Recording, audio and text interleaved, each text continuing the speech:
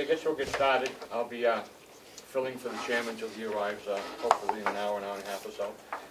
This is call the meeting to order for February 5th of the Carroll County Delegation. And if you join me in the Pledge of Allegiance. I pledge allegiance to the flag of the United States of America and to the republic for which it stands, one nation, under God, indivisible, with liberty and justice for all. Thank you. Our next thing on the agenda is the approval of minutes from November 29th, 2021. Is there any changes or any motions? I'll move the minutes. And how about a second? Second.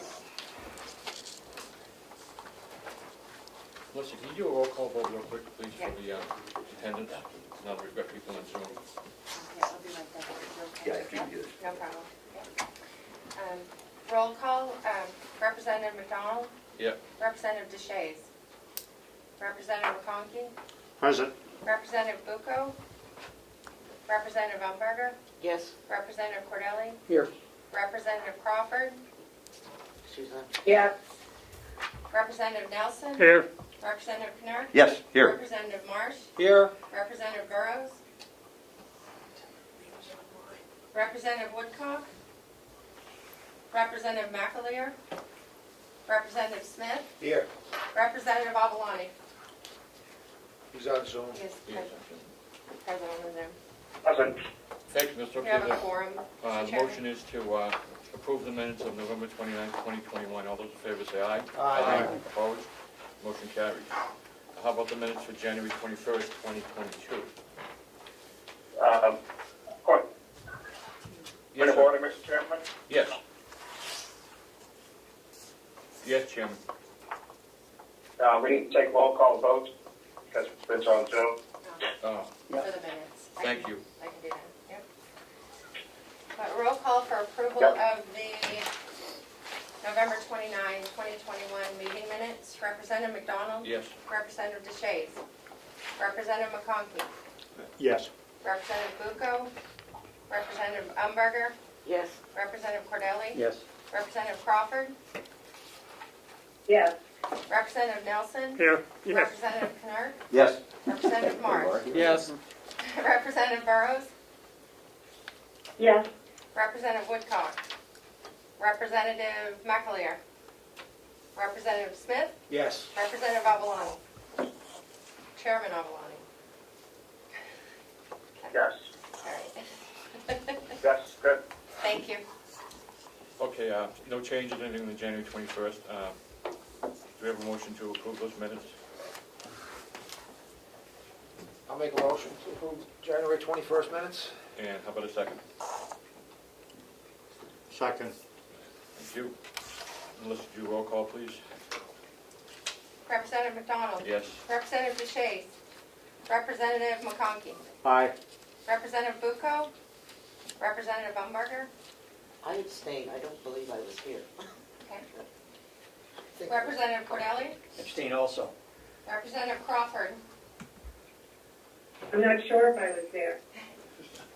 You check? Yep, I can check. Thank you. You were absent, Representative Crawford. And I abstain, thank you. Representative Nelson. Yes. Representative Knurr. I have to abstain, I was not here.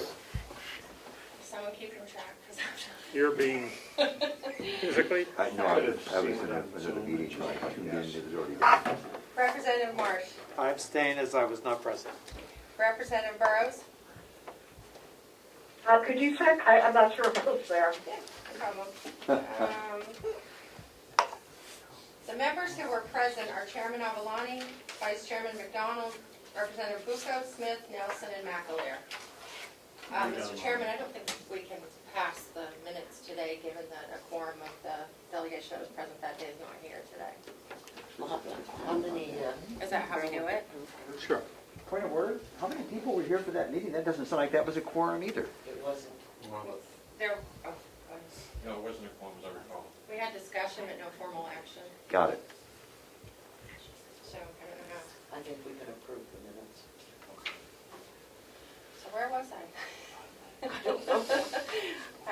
already called your name, I apologize. Representative Woodcock. Representative McAleer. Representative Smith. Yes. Chairman Avalani. He was That- here. Yes, we do need an affirmative vote of 8 members. If somebody wishes to change their votes, we can approve these minutes. I'll vote yes. The minutes were fine. They were everything you Okay. Oh, remembered. yes. I have Crawford and Representative Crawford and Umberger voting yes. I think we're good, but I'll go back and check the Okay, record. so the minutes are tentatively approved. Yes, thank you. Okay, let's move on to the county budget work session. First up is the treasurer, and we'll hear from the treasurer's office, so talk about his budget. He is not here, but he said he would have no problem if I spoke to it Okay, with that. that's fine. There's only a slight increase in the treasurer's budget. His salary remains the same because that was approved for 2 years by the delegation. He anticipates he may need to use the services of the deputy treasurer a little more, so there's a bump in that line and the related payroll expenses because she is also a county employee. It's processed through payroll. And if you had any other questions, Yes, ma'am. Yeah, she's paid on an hourly basis, is that correct? she receives a stipend for each time she performs the services of deputy treasurer. That's what I In an thought. amount that's in the RSA, and I would have to look to see Yeah, what that no, is. I knew that it wasn't, we didn't assign it, but I wasn't sure. Thank you. Any other questions for the treasurer's budget? Can we move approval for the treasurer's budget? It's down, it's down below. Do you want to check it right now? Oh, okay, all right. No, Okay. Any other questions for the treasurer's budget?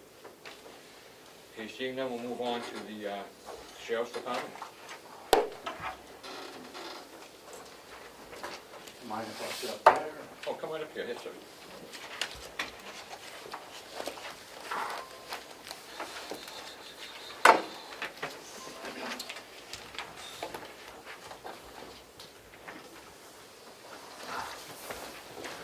Good morning. Morning, Sheriff, thank you for joining us on, I imagine it's probably a day off. sheriff's never had a There's day never a off. day off, you'll keep kidding. 24/7. Sheriff, can you tell us a little bit about your budget for this year and anything you want to share from us that happened last year or any events or anything like that? The only shortfall that we found was the vehicle expense line. We ended up going slightly over due to some unknown, some repairs that came up in the gas prices. We had to do a transfer because the price of gas from 2020 to 2021 was about $9,000 difference that we spent, with only about an additional 700 miles for the year, between those 2 years. So, I did not make an adjustment to that line, only because we do have a few new cruisers, so hopefully repairs will be at a minimum.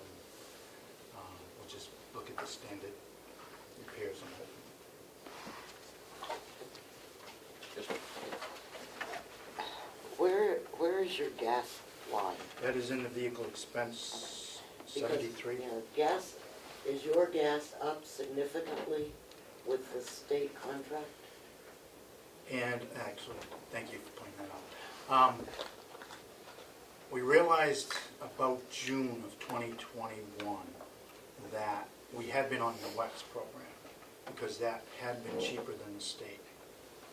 And then for some unknown reason, the state became cheaper. And quite a bit difference. And that's when we switched over back to totally using the state. So that should help us out a lot, as long as the state doesn't make a huge jump this year. Thank you. So basically, WEX now is being used just as out-of-state services if we have to go out-of-state and emergency reasons. if I could, Mr. Chairman. Yes, sir.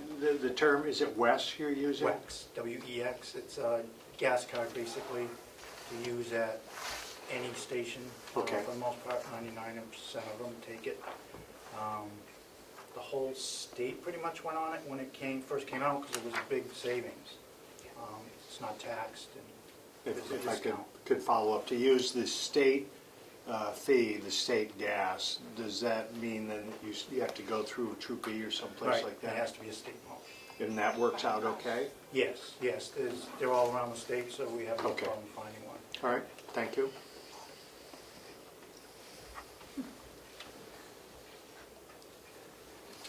So I guess if we start with the sheriff's budget.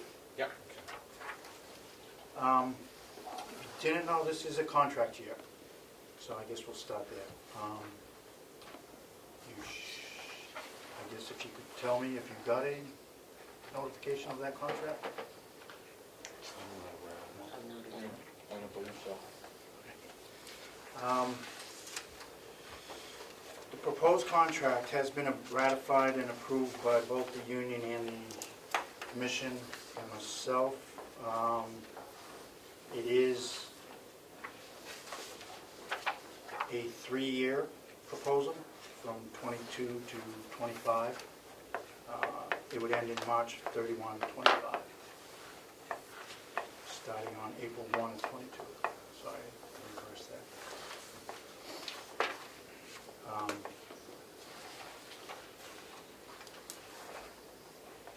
The wages was primarily one of the bigger changes. There is a proposed wage increase for April 1, 2022 of 5% across the board for all full-time employees. April 1 of 2023, it would be a 4% increase across the board. In April 1 of 2024, it would be a 3% increase.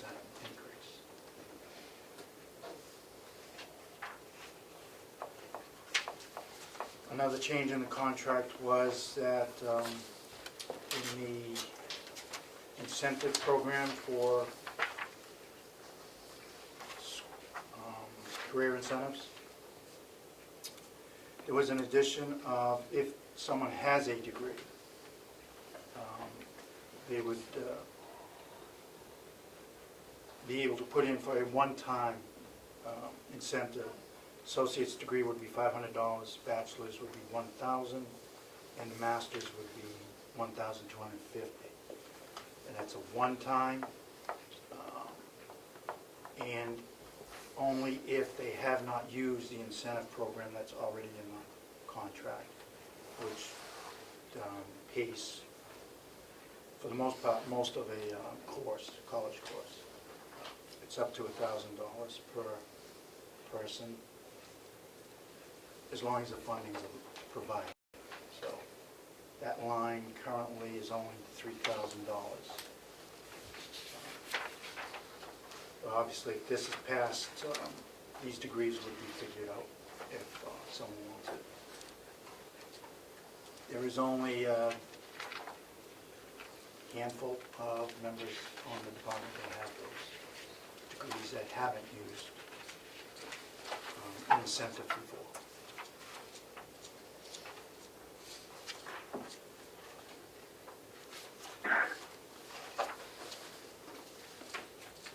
Mr. Chairman, Chairman Avalani has a question on the Zoom.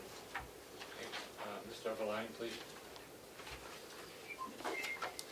Thank you, Mr. Chairman. Sheriff Bishardi, what is the outlay on that? Have you calculated it out so we can fund it correctly? I have not, it's minimal. Actually, I did some of that. From what I have knowledge of, from what I've been told by the members, it's $2,500 potentially. Now, they could choose not to take it if they think in the future they may want to take a class towards a higher degree, so.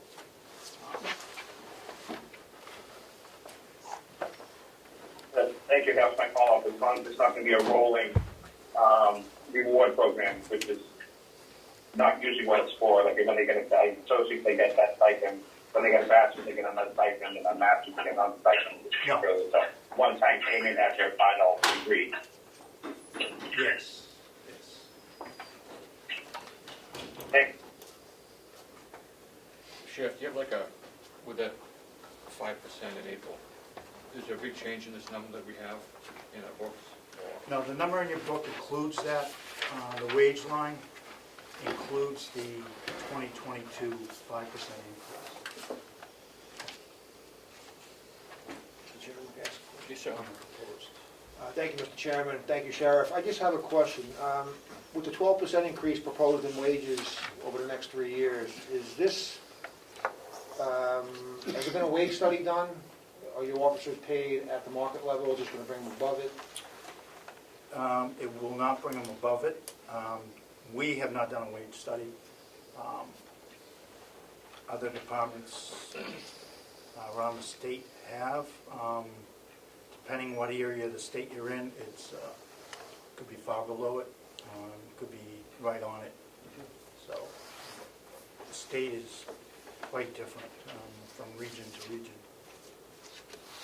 Thank you. unfortunately. Yes, ma'am. Yes. You said these were across the board. In other words, everybody gets the 5% or 4 or 3. Full-time, yes, all full-time employees. Because all full-time employees at the sheriff's office are eligible members of the union. And the ones that, Other than the administrative, one secretary and a lieutenant at this point. and what are we giving the lieutenant? His, I believe, is a 4%. I don't have that exactly in front of me.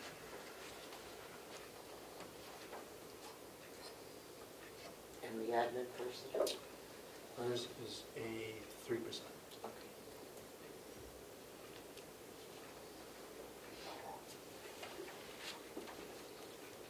Okay, any other questions on the sheriff's budget? And, Yes, ma'am. yeah, just, on the lieutenant and the admin person, this is just for 1 year, or are they going to get the 3% and the 4% for the 3 years? Theirs is 1 year, Okay. yes. Will that raise start on April 1st, or does that start in January? That would be April 1st. April 1st, yeah.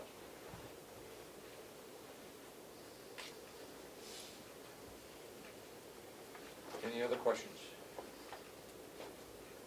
So, if I Yes, could- ma'am, sure. yeah. This is just for the sheriff deputies. As far as... The union contract. No, the union contract is dispatch also, Okay, it's Yes. just dispatch Yes. as well. yes. Okay, so it's the sheriff deputies and dispatch? Yes.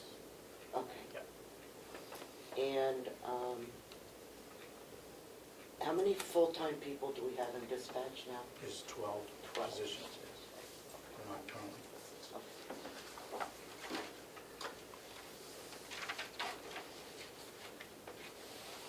Okay, any other questions for the sheriff's department budget? Just one Yes, ma'am? other thing, sorry. It's okay. So there were no changes to benefits other than the wages? No, no.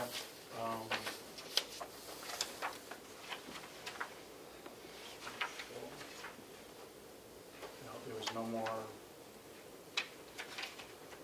vacations, sick time, no. No.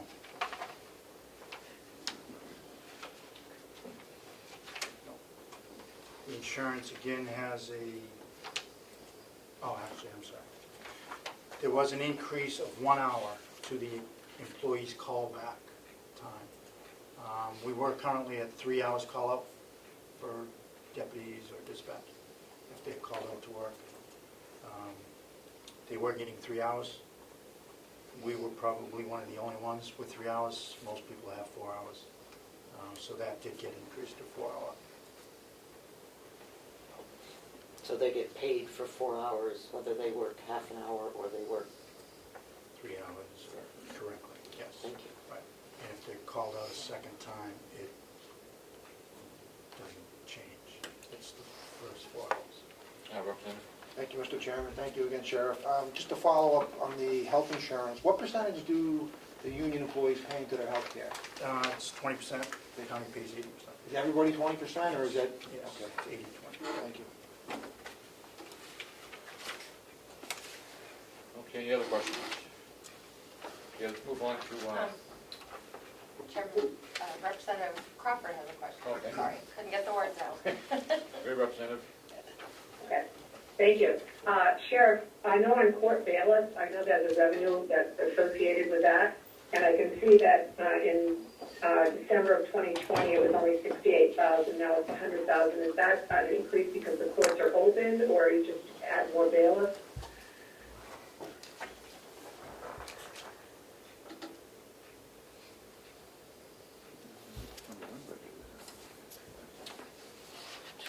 That was the actual amount spent, was the 68 in 2020,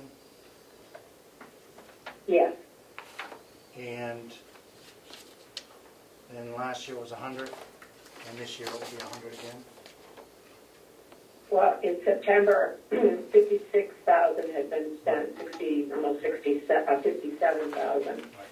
And I see it's at 100,000. I'm just wondering what you spent this year completely, because I don't have the December numbers in 2021. I don't have that either. I'm not sure why we don't have the final numbers posted. We did not spend 100,000.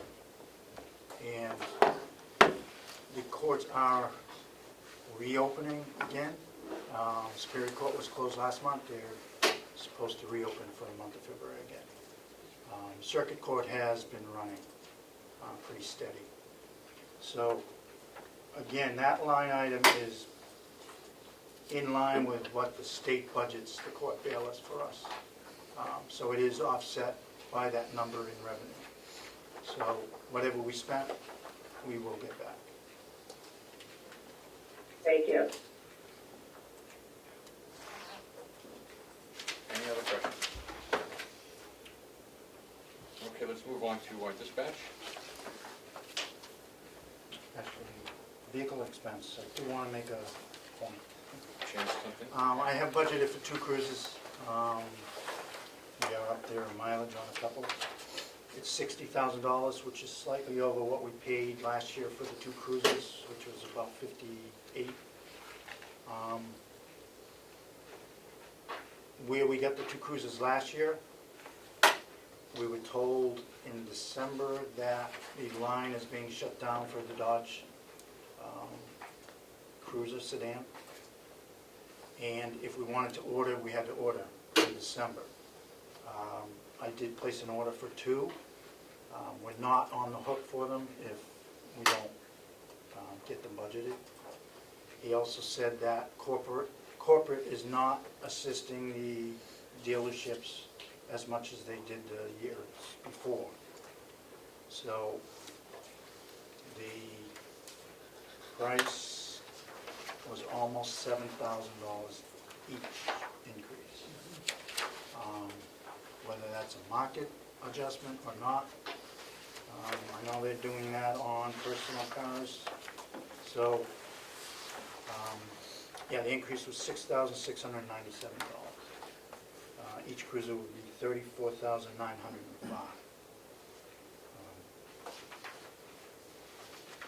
So, if that's the case, we would be looking at roughly $70,000 for the 2 cruises.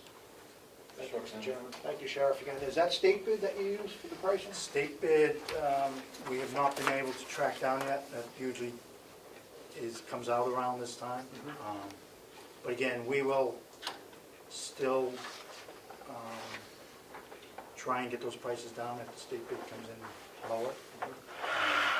From what we were told by this dealership, which was local, that if we didn't order, you can't order the Dodge at this point because they're not taking any further orders.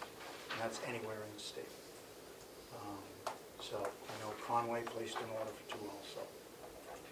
At that time. So, Representative? Okay, over in capital expenditures, I see that you've got 2 police cruisers and renovation of the dispatch center. yes. Okay, so 140 is for the cruisers, and I can't subtract, but Yeah, at that time, it was the 60. And then it was $155,000 for the dispatch changes, as far as removing walls and basically widening the space that the dispatch has right now, because it's, you can't clean the computers, you can't get behind the computers. So we're gonna blow out the 2 walls in the hallway and expand into the 2 rooms to give plenty of space and file cabinets. so what that's saying is that you are short for renovating the, We're short for one of them, if that's the case, yes, if we don't. I mean, it's not a locked-in figure, that the quote I got was between 125 and 155. So obviously that is showing the high end, so we could leave it alone for now and work with that. Most of the cost was in furniture. Representative? yeah. Couldn't that qualify for COVID money? We're getting another 6 million? Is that the right figure? I'm not sure of the number, but it seems like a great use for it. It would seem to me that you could, in fact, tie that to COVID. And you might want to take that up with the commissioners, because they're very easy on what that money can be spent for. But I don't know when that other, I think it's 6 million is coming in. But to me, that would be a great use for that. And it's only, it's 150,000 or whatever it is. It's not like it's 4 or 5 million to take care of that. So I would just encourage the commissioners to look at that as a serious option for the next COVID money that comes in. You're speaking about ARPA money? Yeah, ARPA money. I did request that with the commissioners at the first shot, and they felt to put it in capital fund instead, so I have no problem knowing that there's more money coming in, going that route again, Well, if we have to. that would certainly be my druthers. Okay, anything else? So, I'm sorry, 70,000 for the cruiser. And that's without the stuff? The equipment is in the equipment line of $8,000 for new equipment. That will outfit the 2 cruisers, and that's we've been able to stay with that because it's a deputy that installs all that equipment.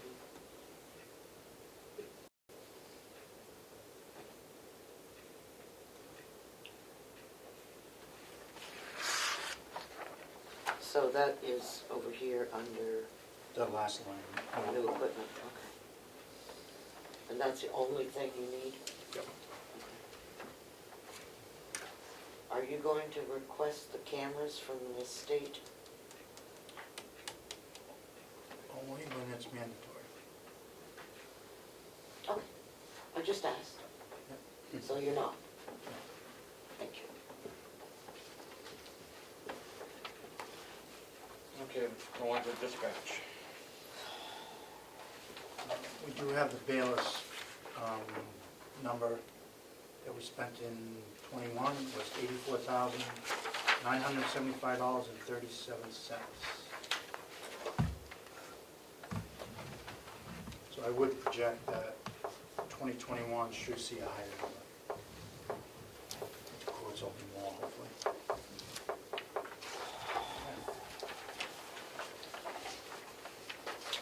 Okay, dispatch, same pay raise as everyone else? Dispatch would fall under the same contract, same increases for those 3 years.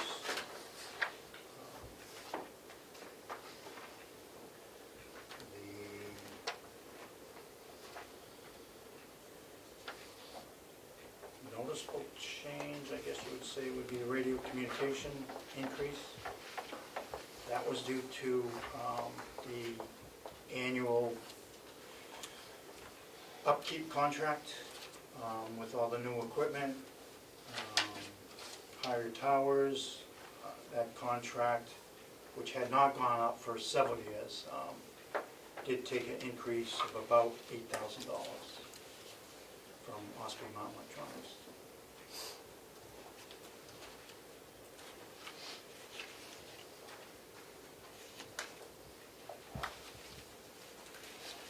That's the only increase in that line.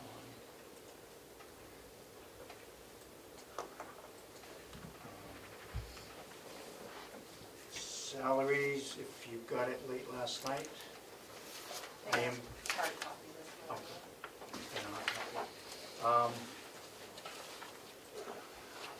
dispatch is underpaid, even with this union contract.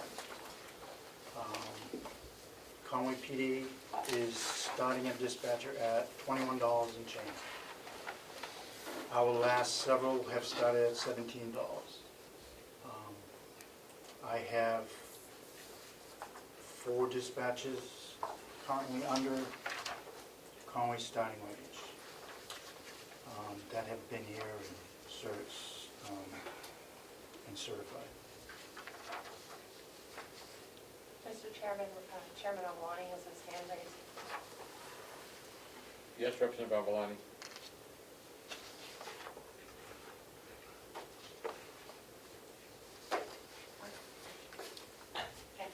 Okay.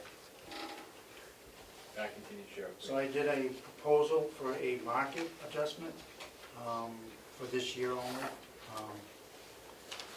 which would increase the bottom more, middle to a middle adjustment, and the top would receive a lower adjustment. They're more in line with the market, and that's the reasoning behind that. It does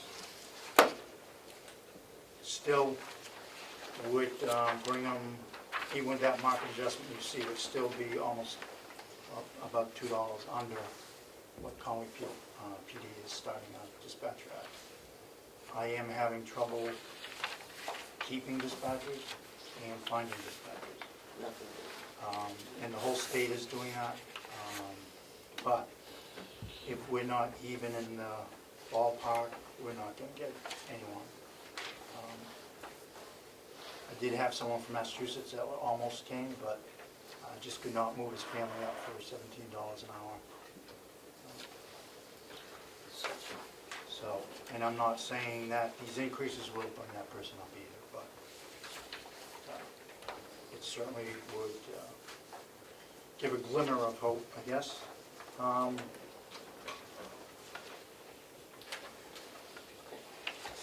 So, where is that reflected? If you have the paper, it's column PT. Personnel schedule sheet. You see that 0.5 means 50 cents, and then down the line is $1.50, and then $1.75. Okay. But is that over here in the budget, or is this a No. new request? It's, the bottom line there would be 861. So that would show a difference of about $30,000, just under $30,000 for those increases. on the salary line.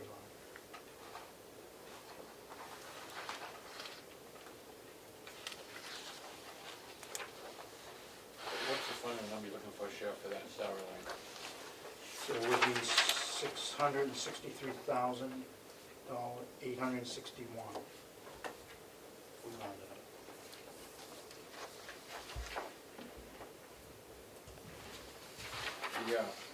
I mean, the commissioners didn't specifically approve it, you know, approached them at that time, or what was? I had not, this was in the works in the last week that I put this together.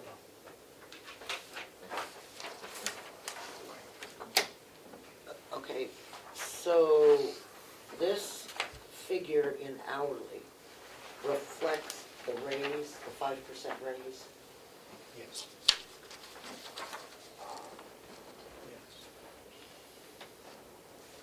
So where you see those adjusted numbers, the .50 and that hourly rate next to it is what the projected proposal would be for April 1 of 2022. But where's the 5%? And that includes the 5%. It's all in this Excel sheet. Okay, so you're, if I So could. the 2985 is what that person's at right now. And then if you increase that by 5% and then add 50 cents, it comes up to 3184. Okay, okay, as long as I have, Could Ellen, do you have a question, sir? It was answered, thank you.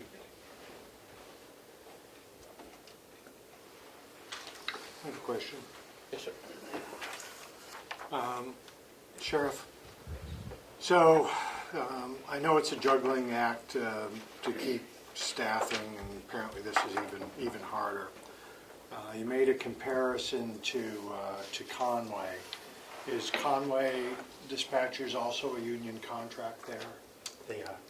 So other than a starting rate, and I'm not saying not, but my question is, have you looked at their contract to see if, other than an hourly wage, that's the main difference? Are they health benefits, everything else basically the same as what we're offering? From what I know of, I have not received a copy of that, dove into it. From what I know of Conway PD, they are very similar to our contracts and benefits. And I guess the last thing, if I could, Mr. Chairman. Of course. So did Conway recently adjust their rate up, or they've historically been a few dollars more than us? We did a market increase, I believe, a year or two ago, Okay. for dispatch. And at that time, they were $4. So they've, I don't know how it went up to 21, whatever. But again, they're now, again, $4 more. Okay. Thank you. Thank you. and Yes, Representative. I know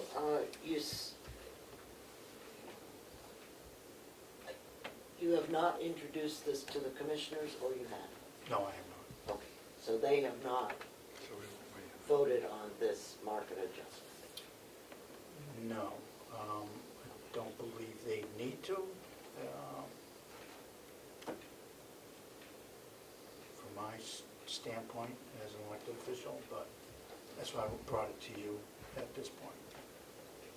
Right, but they have to approve the budget before it comes to us. And this changes the budget. I'm not anti this, okay? I'm just saying that we need to make sure that they understand that there's a 30,000, whatever it is, Yeah, about 30,000. increase in the budget.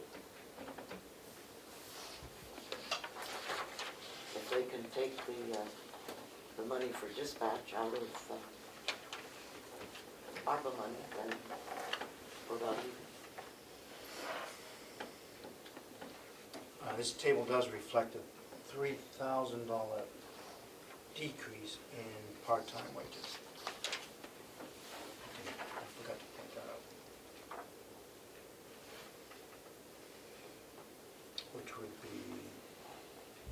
first line of the part-time down the bottom. It reflects $37,000 total, currently is $40,000.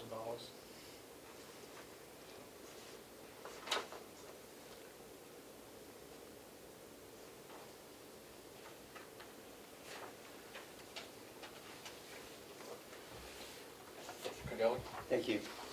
Would there be any place in sheriff department or dispatch where you could find a reduction for at least a portion of that $30,000? No. If you look at our year-end spending, it was pretty close. We're getting down to the bottom line of every line.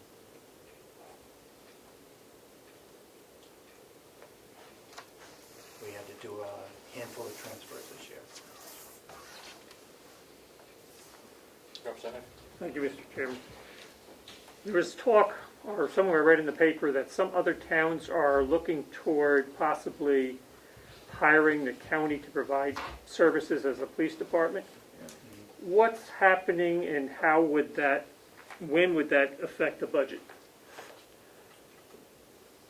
It's not happening as far as I know. So I guess in the end, it would not affect the budget. It would be an income that they would have to pay to provide that service. So obviously, when you get into the details of how the cruisers are going to be bought and all that, that may change things a little, but again, if more deputies are hired to cover those services, then the county benefits also with more deputies available for services throughout the county.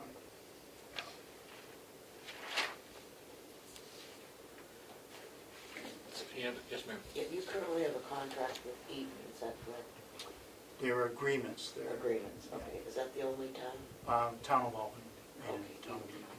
Yep. Thank you. Okay, anything else on dispatch? Apparently not. Let's move on to capital expenditures.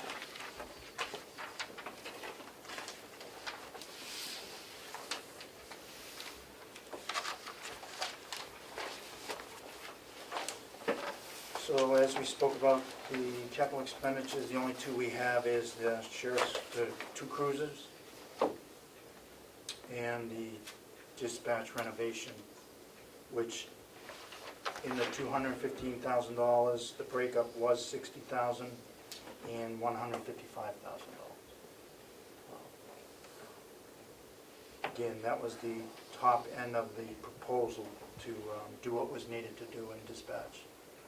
Move the wirings and buy all new furniture for the computer stations that go up and down like the ones that do right now.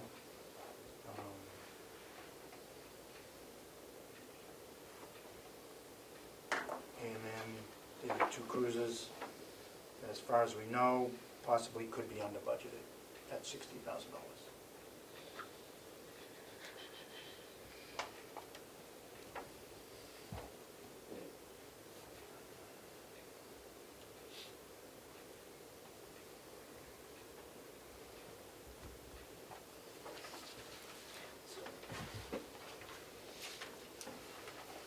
Any other questions on capital expenditures for the sheriff's department? Yes, ma'am. You said the state has not got a contract yet for, I have not seen it. The individual that does our fleet looks weekly for that. We have not been able to track it down. So, again, next week we will call down the Concord again to see if that is completed yet. thank you. Anything else? Okay, let's move on to, we've talked about the collective bargaining agreement. Is there anything else you want to talk to us about on that?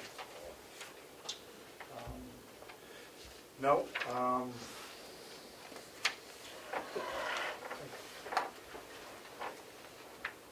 would hope that that proposal is passed for the bargaining agreement. Again, it gives 3 years, which at times is difficult to get in a contract. And I think it is fair as far as both sides go in today's world, especially. Do we have to approve that contract separately? I think so. Yeah, so we actually probably should get a copy of that. Yeah. If you would, somebody would email it to us, because you said the commissioners have approved it. Yes. Okay, so, I mean, there's probably nothing in there that will make our hair turn gray, but. No. Yeah, that's good. You're right. Yeah, Look, as I said, Bill doesn't those were have the to only read it. changes that I talked about. Okay, just, yeah, if somebody would just send it to us so that we can take a quick review before we vote on it. Yes, sir. I'm sorry, go ahead. Thank you. I was just wondering, with the contract, it came up maybe 2 years ago with the nursing home contract that we had not seen, that they included payments in lieu of acceptance of medical insurance. And there was discussion that why would that be just for the nursing home? Why not for all employees? And that should be a discussion point, between us and the commissioners. But I haven't heard anything more about that, and I take there is nothing done in that regard in your contract. No, there is not. It actually, that topic did just come up at a meeting to look into again by the entire county. I know they just have not been able to get a kind of a fixed number as how many that would affect, or that would take advantage of it or not.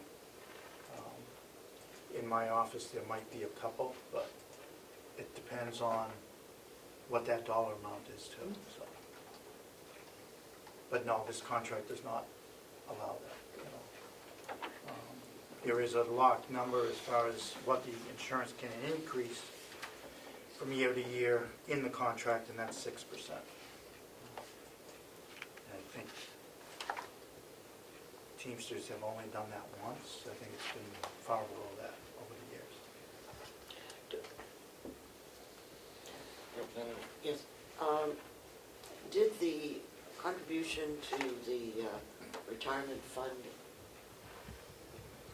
does that increase in June or July?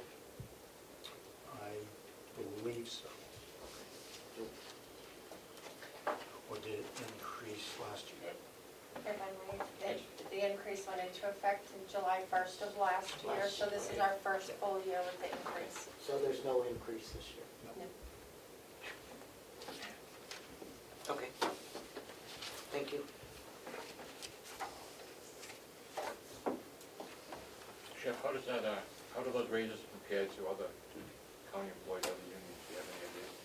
I don't, as far as across this county. No.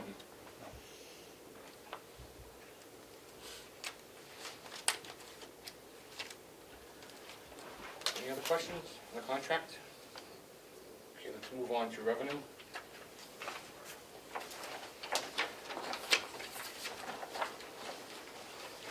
Question, sir?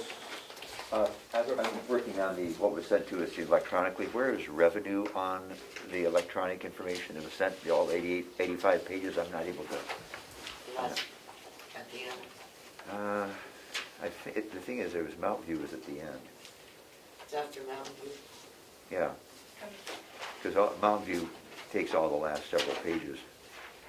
So that's why I was just trying to find, if you could just let us know where electronically we are, it'll help, so I can keep up Yeah. with you. Do you know what it is? It would help, but I think sheriff income was on page 3. It says sheriff income on 4010, 4010 on page 3 of the document. Getting there. Can you help us out, In please? that full 85-page budget packet, the revenue starts on page 3, Okay. so right at the revenue comes beginning, before, it's in the okay. front. I have an extra hard copy here if somebody wants Oh, it. that's all right, I got it here, I just wanted to find Take it. it, please. You take it? It's nice to have a search function. Yeah, I can, Ah, yes. I don't know how you can read that. thank you. I can't. Well, I can make it bigger if I want to, it's not, but I don't need to. He's a retired ophthalmologist, he's got glasses at work. Yeah, Start on, There is sheriff's that, income yeah. section. Revenues are gone down as far as, well, actually went up, proposed for service of writs. Maybe with the courts opening more, that we should see a little increase. Justices have told me that it's not gonna be a snowfall at all, so. Because they never really closed that part of the court stuff as far as civil services. Forestry, again, is $14,000. We did just sign that contract, and that number remains the same. Court bailiffs, up 10,000, hopefully with courts reopening fully soon.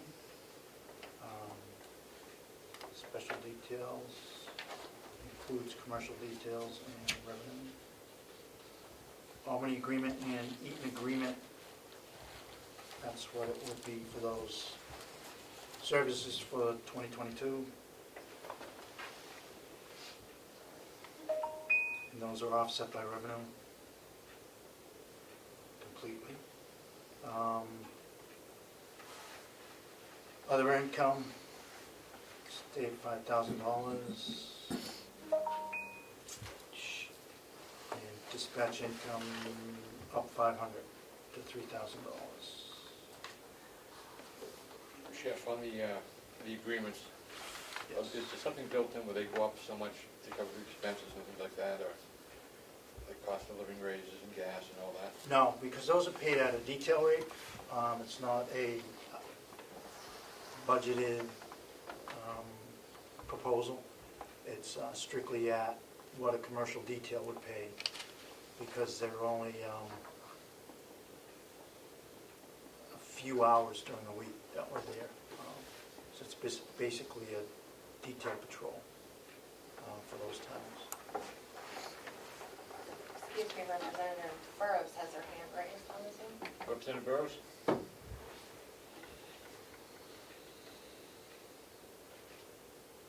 Yes, thank you. I was wondering if it's possible to put up the screen that you're talking about. I'm trying to follow it on a second computer, and some of them are upside down and whatnot. If you could, it would really be helpful. Thank you. I thought it was. It is. I don't know if she- Ta-da! Ask and you shall receive. No, I see the screen. I see the screen. Okay. You're so good.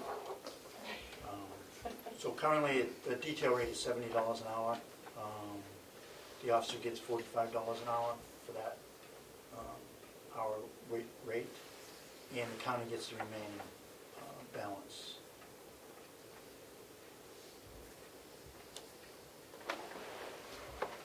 Thank you, Mr. Chairman. Thank you, Sheriff.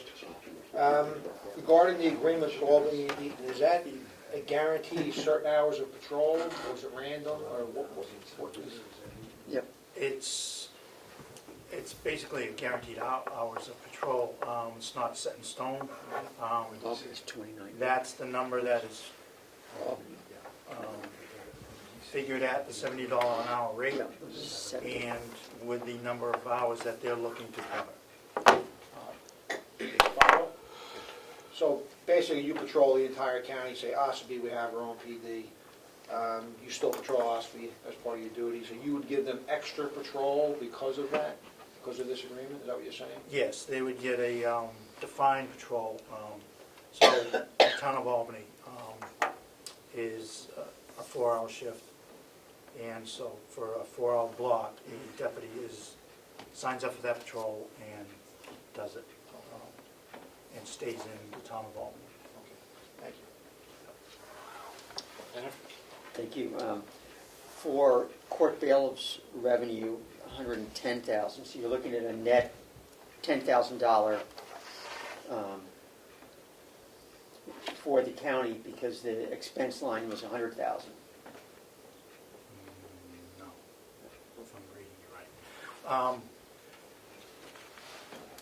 So, last year we budgeted 100,000. We received 87,000 and change, or we spent and received.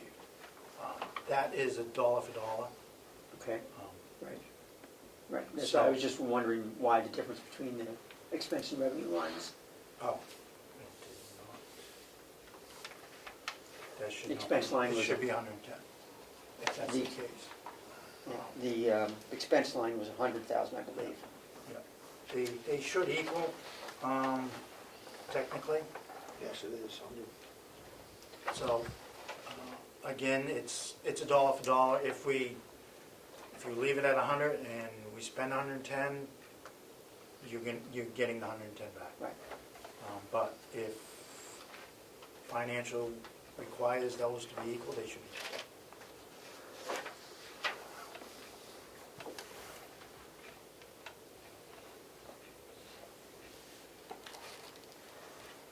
Mr. Chairman?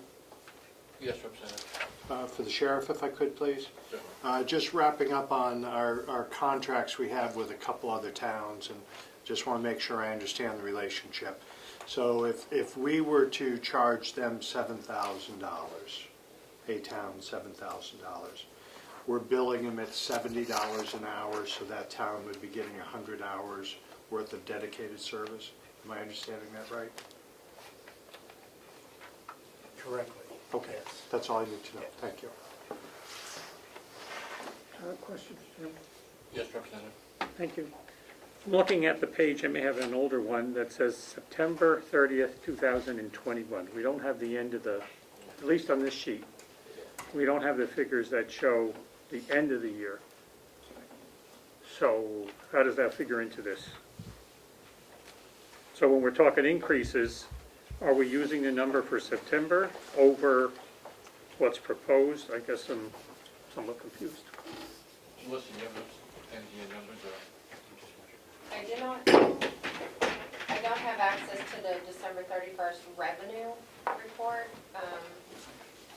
I can say that when you put the budget together, it's required to have the third quarter numbers in the budget documents when it goes to the delegation. And I can also say that working with the CFO, because the RSA says that by February 15th, the end of year numbers have to be sent out to the towns and the delegation. So we don't have those. She's making a few end of year adjustments and finalizing the encumbrances, and then those will go out to you within the next week. So all this column here will show the total for 2021. We'll have all those. You should at your next meeting before you vote.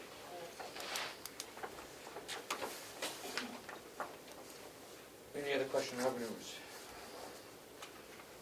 Let's see, I forgot one point. If I might, Sheriff, I'm sorry, Chairman Avaloni has had his hand raised. Chairman Avalani? I know he's small there.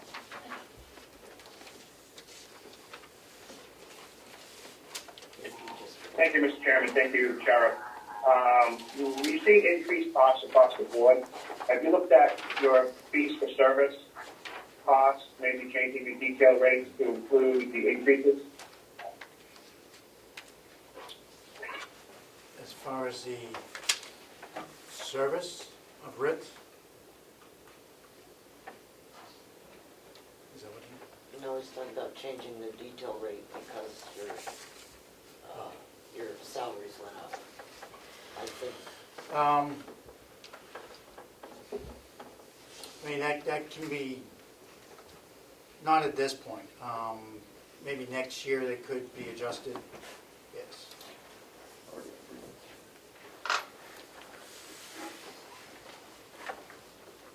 We're kind of in line with the area. Sorry, could- Sorry. Go ahead, Representative. follow up, Mr. Chairman? Yes, go ahead. Thank you. Are we in line with the area, or everybody else increasing their prices? Because we're getting increases across the board, and we just want to make sure that we're staying competitive and that the taxpayers aren't subsidizing solar services and stuff like that. Yeah, no, we're kind of in line with the area. There might be a couple that are $5 or $10 more for a detail rate. But I know with the sheriffs, we're also in line with most sheriff's departments. Also, and again,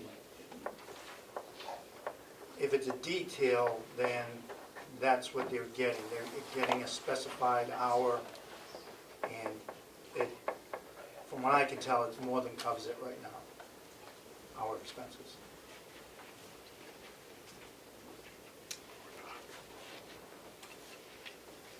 I have a question for you, Sheriff. In my town, we have a revolving account where that extra money from the detail goes into that account, and that account is used to buy cruisers and equipment and things like that. Kind of like a savings. Is that something that would work? I don't think the counties can do it right now, but is that something that might work within the county, your department? I think that would be beyond my control. That would be up to the commissioners, what they do with that. Was it $25 for each hour that they get? Yeah. I know it's supposed to offset the business office, what they do to, Process everything. process the fees and all that. We do the billing in the office ourselves. But again, that would be up to them what they do with that general fund money. Okay, any other questions on the revenue section of the Sheriff's Department? On the writs of service. Okay. I did pass out that letter, so maybe online they did not get it. As you know, RSA 10431, the fees of the sheriffs, last year was passed with an increase in the sheriff's fees, about $5 across the board for different writs.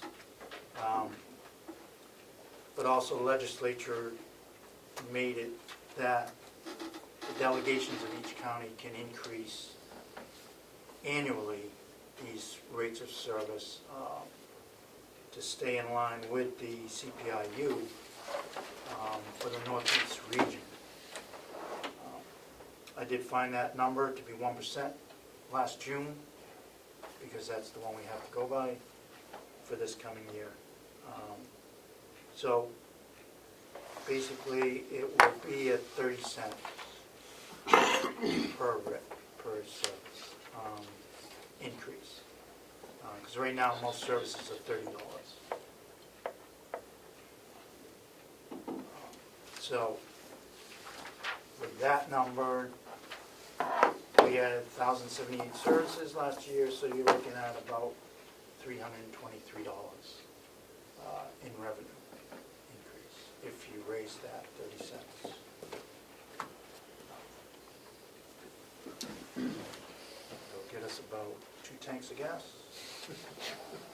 Do you want it reflected in the sheriff's bid fees? I think it's so minimal that I don't see a reason to put it into, increase that line.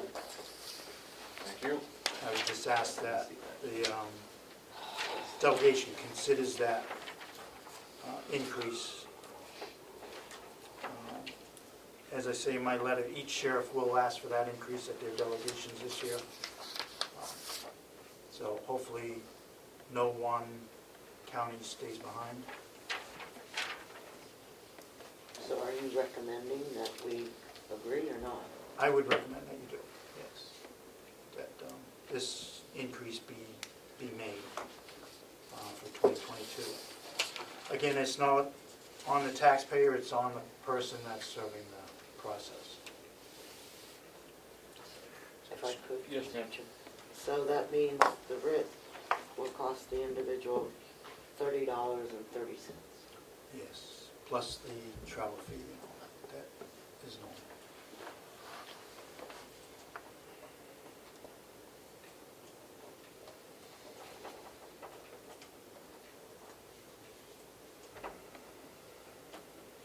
And that's, if I might, Yes, ma'am. that's not reflected here, correct? On the revenue line? No. No, there was no consideration to adjust that. So, go ahead, Chairman Alavali. He took his hand down. Hand down. Nope, I hit it on the way by. Okay. Question from down here? Yes, ma'am. Yes, sir. Well, thank you. It's Well, the math, Jerry. It's the that's math. right. Since we're having this conversation at this point in time, would it be appropriate to make a motion and just get this done now, so we don't forget to come back to it some other day? It doesn't really have to do with the budget, we just get it out of the way. If so, I'd like to make that motion. Certainly. Okay, so I would move that we would increase the service fee for writs by 1%. Is there a second? I'll second. Any further discussion? Reverend Padilla? I thought I heard that we were going to increase the revenue line for that. No? No, again, with what we did in '21, you're only talking $323. So I don't see a need to. And again, it's not a tax-based item. Right.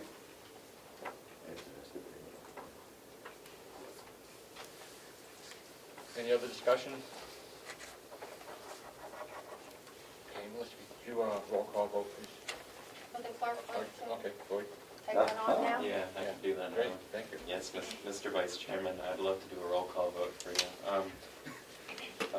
Vice Chairman McDonald, Yes. Representative Deshaies votes yes. Representative McConkey, Aye. Representative Bucco, is he with us? No, okay. Representative Umberger, Yes. Representative Cordelli, Yes. Representative Crawford, Yes. Representative Nelson, Yes. Representative Knurr, Yes. Representative Marsh, Yes. Representative Burrows. Yes. Is Representative Woodcock with us? I assume not. No. Representative McAleer, I assume he's not with us. Representative Smith Yes. and Chairman Avalani. Yes. Awesome. Motion passes 12 to nothing. Thank you, Mr. Clerk. If I might, Mr. Chairman, Yes, sir. was that motion on the sheriff's income, the revenue? No, Just the, Just the general acceptance. just to increase the service fee with the writ. Okay. Okay, do we have any other questions or motions for the sheriff's dispatch revenue, collective bargaining agreement expenditures? Seeing none, Sheriff, thank you very much. Could I, Mr. Chairman, could I Yes, ask the sheriff a question? Certainly. Okay, thank you, we're on the budget. Perhaps after this meeting or sometime during the week, I'd like to speak to you about 153 passing through Eaton and DOT's decision to have a stop sign there. I'd like to be able to talk to you about that afterwards, and seeing you are the patrolling official down there, see what your thought process is on how that's working. Thank you. yeah, we were involved in that somewhat during meetings, so. Thank you. Thank you. Thank you, Sheriff. Okay, let's take about a 5-minute break to stretch, and get everything switched around and get caught up on our paperwork. That's a good meeting. Thank you, Sheriff. 12:14.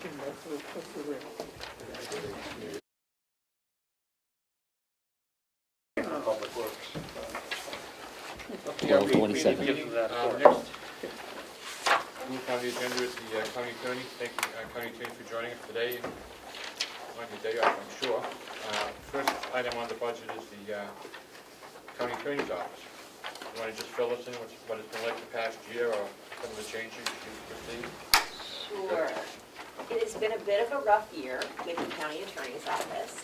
As I'm sure all of you are aware of all of the articles talking about the crushing caseloads of the public defender's office, and how they are losing people at a rate that is frightening. I always like to make sure people understand that we as prosecutors, have not only all of the cases from the public defender's office, we also have all of the cases from the conflict counsel at the public defender's office, and all of the cases from private counsel as well. So anything where they talk about crushing caseloads in the public defender's office, not to take away from that, they are definitely crushing. Our office is drowning. And unfortunately, out of the 6 attorneys I have in the office, including myself, we have just gotten notice that we are losing our 4th one in a year. So we had stabilized retention for quite a long time in the office, and we were keeping people, 4 and 5 years, which we thought was a really good step forward. But we lost 2 people last spring, and now I have 2 people leaving at exactly the same time in next month. So that is 30% of the attorneys in our office will be gone, and I have had no qualified applicants for their positions.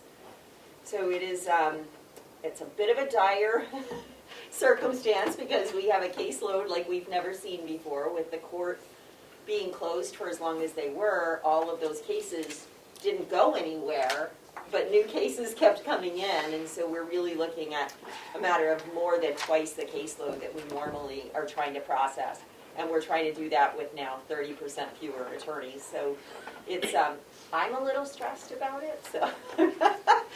But what I've tried to do, and I did have to submit today a proposed revised budget. The only changes are, I believe, on the salary lines to the county attorney budget and to the domestic violence budget. That is because what I did was look statewide at what other counties are paying and how they are able to retain their staff. And what I found is that while 6 years ago we gradually started increasing the salaries of our attorneys, the other counties have now passed us. Carroll County is a tough place to get attorneys because what we generally pay are starting wages for an attorney fresh out of law school. That means they're 25, 26 years old. Not a lot of 25, 26-year-old attorneys are moving up to Carroll County. It's just a fact of the matter. Most of our attorneys commute from Dover, from Concord, one from Laconia. There are only 2 of us that live here in the county, the deputy and myself. And when they are commuting an hour and there's an office 10 minutes down the street that's willing to pay them $10,000 or $12,000 more, that gets hard for us to retain them up here. We have a great office, it's a great place to work, but unfortunately our salaries just aren't keeping pace. So I crunched my numbers as much as I could to try to get us in pace with the other offices. I know that Sullivan County, Merrimack County, Stratford pays more than we do. I mean, Sullivan and Merrimack, to give you context, start their attorneys fresh out of law school at $80,000. My deputy is 6 years out and makes $85,000. I won't compare my salary, but that's a story for a different day. But we are starting ours at $65,000, so it's considerably less than other counties, and it's just not enough. And what I'm finding is that they come here, we train them, and then someone else steals them away to take advantage of all of that training. So we have lost 1 attorney to the federal prosecutor's office. We lost 1 attorney now to, he's at the Attorney General's office. We've lost another attorney who's now leaving to go to the Attorney General's office, and we've lost another attorney who's going into private practice for quite a bit more money. So it's frustrating to us because we have to talk to victims and explain to victims why their cases are getting delayed. When we have an attorney leave, that case has to get reassigned to another attorney who has to get up to speed and obviously can't just walk in and try a sexual assault case 2 weeks after getting the case. So the cases get delayed, which contributes to the backlog over in the court. It's a frustrating situation. I really did try to pare my budget down as much as I could. Initially, my initial proposed budget was a 0.1% increase over last year, so it was less than 1%. It was a tenth of 1%, but I have done a revised budget where I really just tried to be as conservative as I could and get those salaries to where I thought we could compete with some of the other counties. We're not gonna be able to match Sullivan or Merrimack, but we can get higher than Stratford and higher than Belknap, which is really where we're going to be losing people to.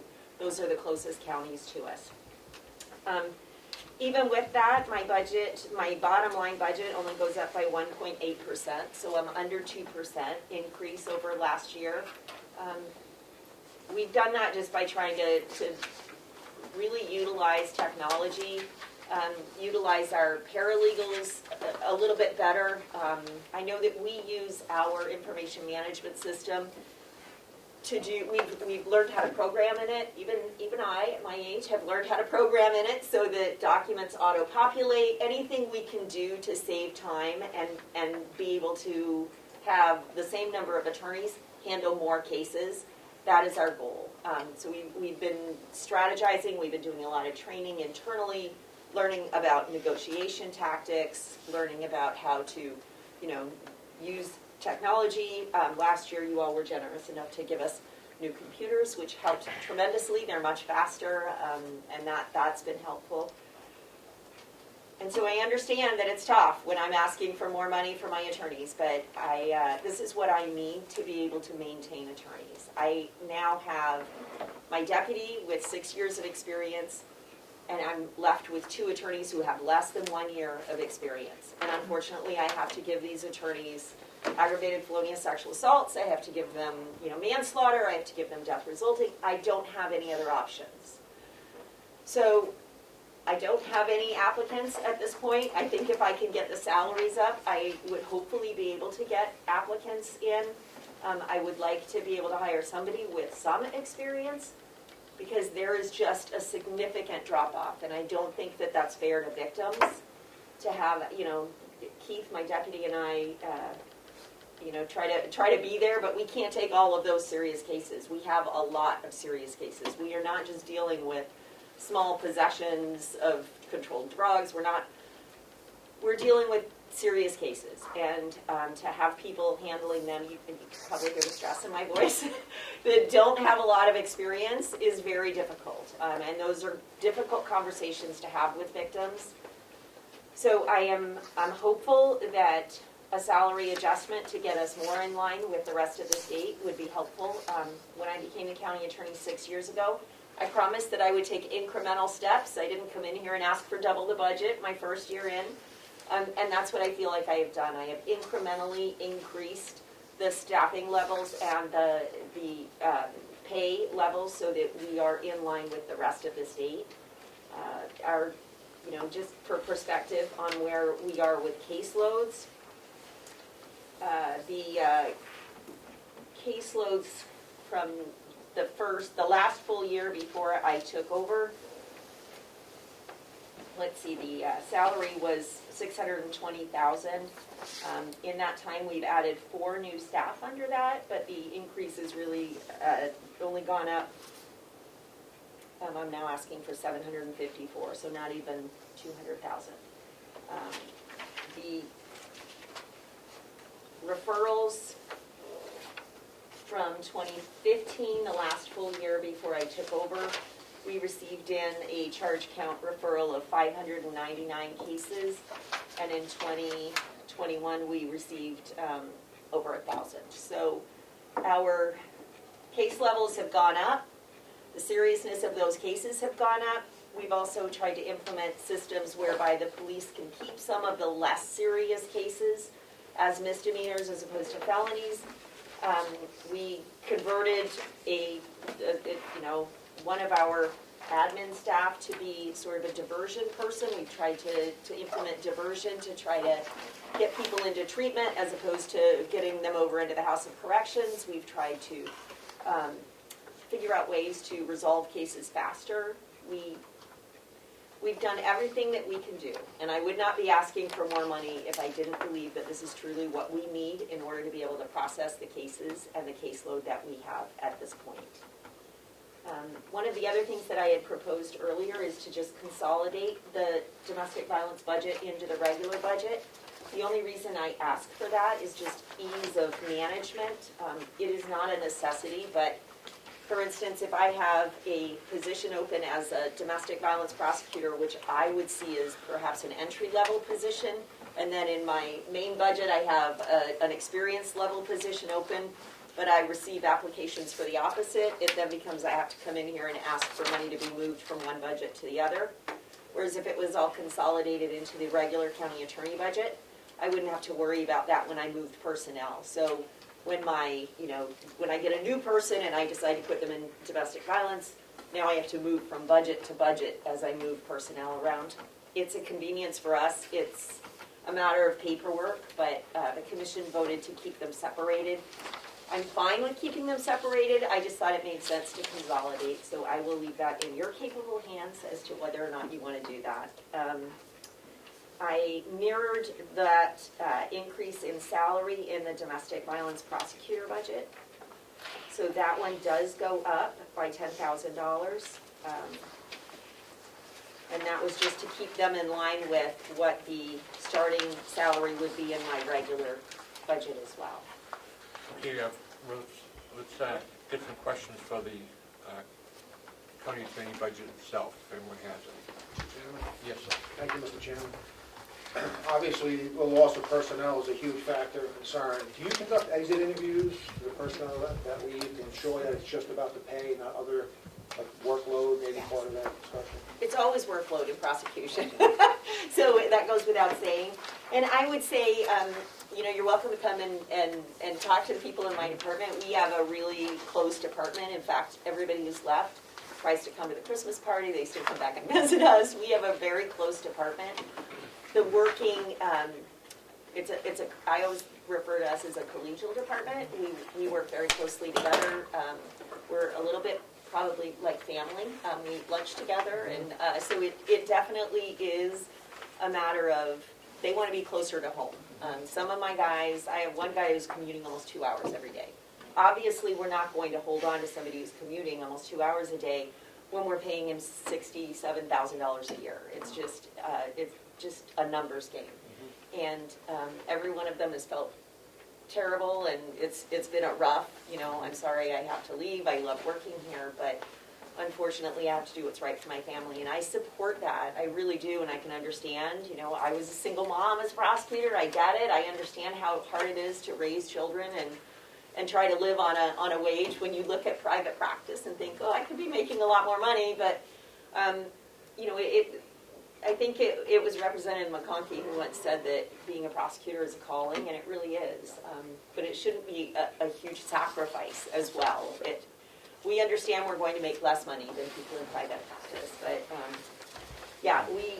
like I said, we have staff meetings every day, just little short meetings. Let's talk about what we can do better, and we try to do the things we need to do, and the delegation has been great at getting some of those incentives, some of those small incentives, but at this point it really is just the pay. If I could just go to Representative Burrows, please. Thanks for taking my question.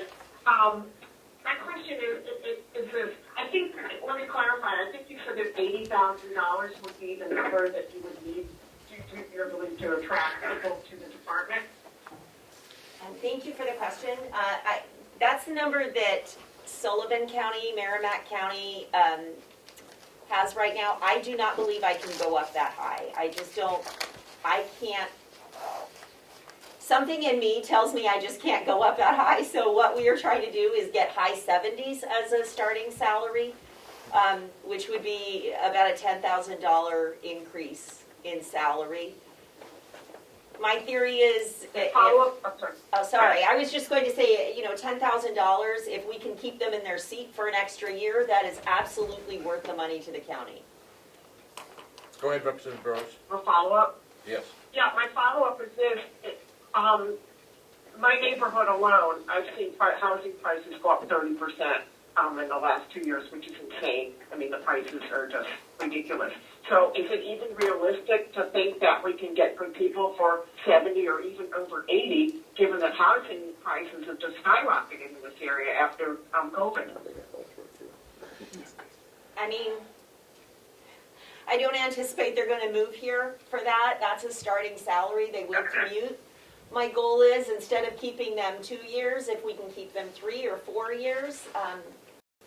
I don't know that we're ever going to be able to compete with the larger counties to the point where we can have, you know, people stay here for their entire career. We've never really been that kind of an office. We used to keep people 3 or 4 months. Now we're keeping them 2 years, so there has been improvement. And I think that is tied to higher wages and a better, you know, working environment, and just sort of trying to manage the caseload to the point where it's not overwhelming to them. Representative Knick? Yeah, actually, mine's quite similar to Representative Burrows, and, but, because I think you said earlier, as you were speaking, getting you up to parity with the other places, but that, the question I had, it sounds like we're still not at parity, and I think you clarified that. Is that correct? Yes. Okay. I'm Get closer. as all of you know, I'm very conservative with numbers, and I was trying to not shock the system, Right. mine as well as yours, when I was asking for the number. Follow up. Yeah, I just wanted to make sure that we understood that we still aren't really there, and you are being as frugal as you can be. That's a good way to put it, yes. Thank you so much. Representative? So, what does this bring the starting salary to?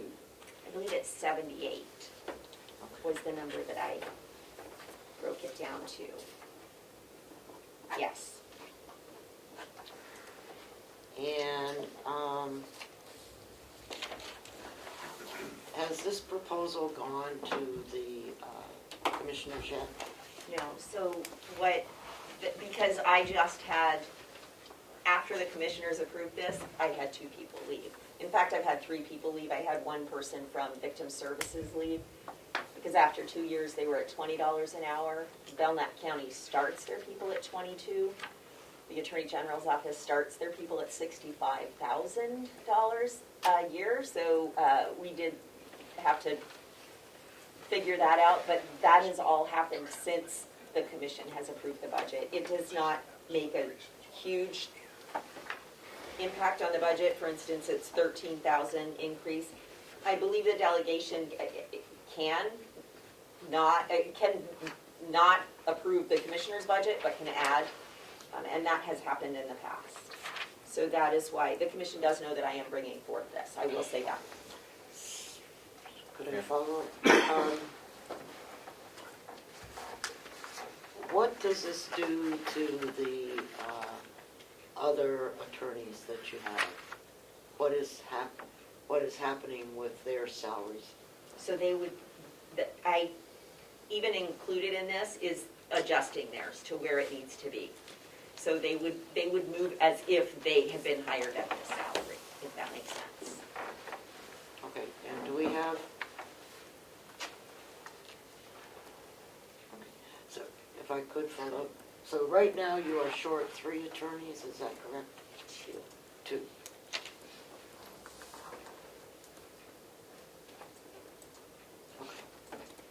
Representative Shea?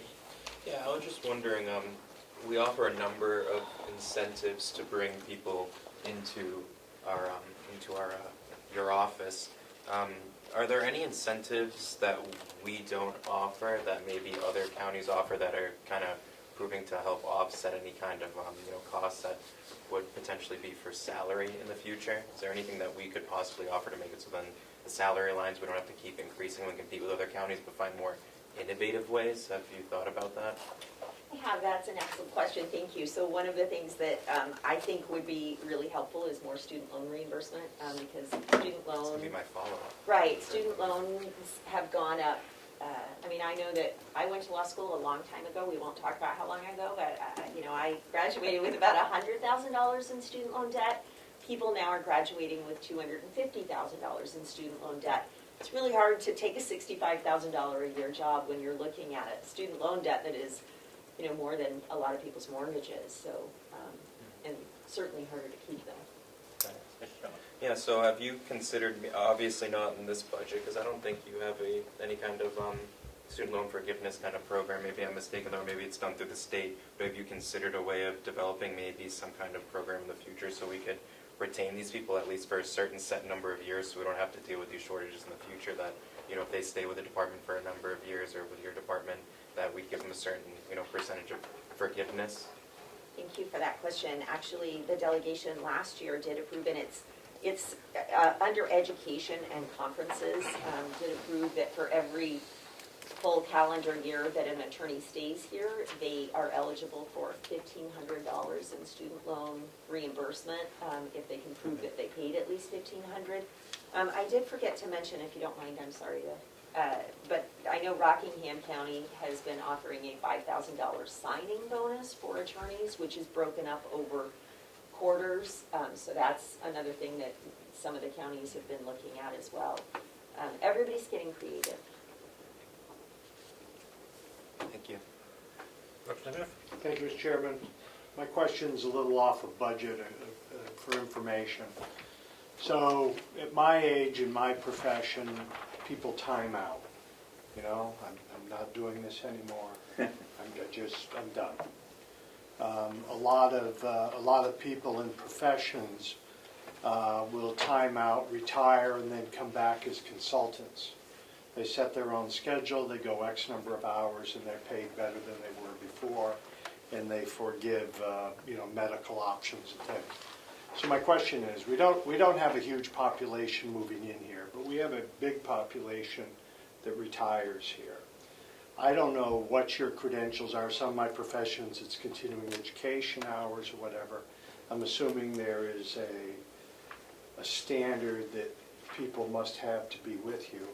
Is there any way of, not your primary focus, but is there any way of sort of getting a feel, pooling the people that in your profession that might come in on part-time? It may be far out there. I'm just asking a question.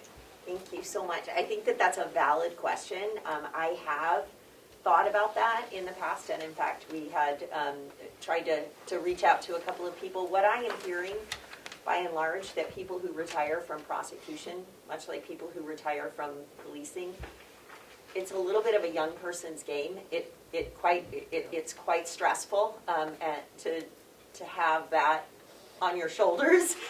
So what I've gotten back, the feedback I've gotten back is, well, I'd be happy to do research for you. I'd be happy to, write motions for you.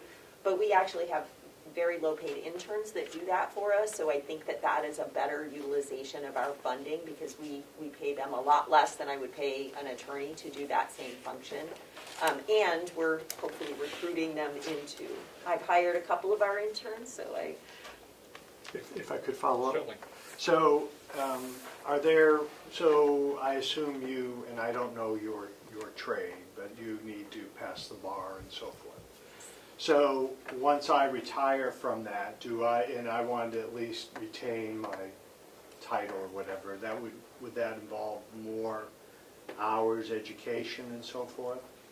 it does. And from state to state, you have to be admitted to the bar. So somebody would have to be retired from New Hampshire to be a licensed attorney in New Hampshire in order to qualify. Otherwise, they would need to do, there are some states where you can waive in after you pay a certain amount of money and they do your background check. And sometimes you do have to take some testing, but not the full bar examination. If I could follow, then I would sort of throw that into the back of the mind in speaking what Brody, representative, had spoken about as in possible incentives, down the road to do that. And I didn't realize it was just a young person's game, because most of the TV that I see always show an old prosecutors. I'm thinking there might be one out there to help you. So. Well, there's me. I mean, I'm here. So. Older. Thank you.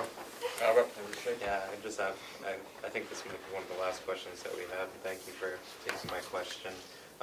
Do you think, let me know if my question's ignorant or not, but could we hire more paralegals possibly to offset the lawyer shortage? I know that people need to be in court a certain number of days, but a lot of what the work that's done, I don't understand, it's like prep, if I'm not mistaken. So could hiring maybe more paralegals and kind of shifting the burden more towards expanding, the amount of salaries for paralegals? Because obviously a paralegal is paid, they need less education, they're paid less, and they need less student loan forgiveness. Is that something you kind of considered, or am I just completely out of the realm of reality? That is not out of the realm of reality, and it's one of the things that we've implemented. In fact, we were able to get some ARPA funds to include, thank you for your question, first of all. We were able to hire one paralegal as, under the ARPA funds, so that was really helpful. And we have been shifting quite a bit of that onto our paralegals. That's how we've been able to take double the caseload that we've been taking without doubling the number of staff. We've added one felony attorney in 6 years, but our caseload, obviously, our felony caseload doubled. So we did add a domestic violence prosecutor, but that is for district court, and those were cases that we didn't have previously, so we took those into our office. So I see that as different than the regular attorneys. So we've only expanded by one attorney by using paralegals, and so it was an absolutely perfect question. Thank you for it. Could I ask a follow-up, Mr. Chairman? Go ahead. Yeah, thank you, Mr. Chairman, and thank you for taking my question again. So now I'm going to play devil's advocate with my own question. Is that are we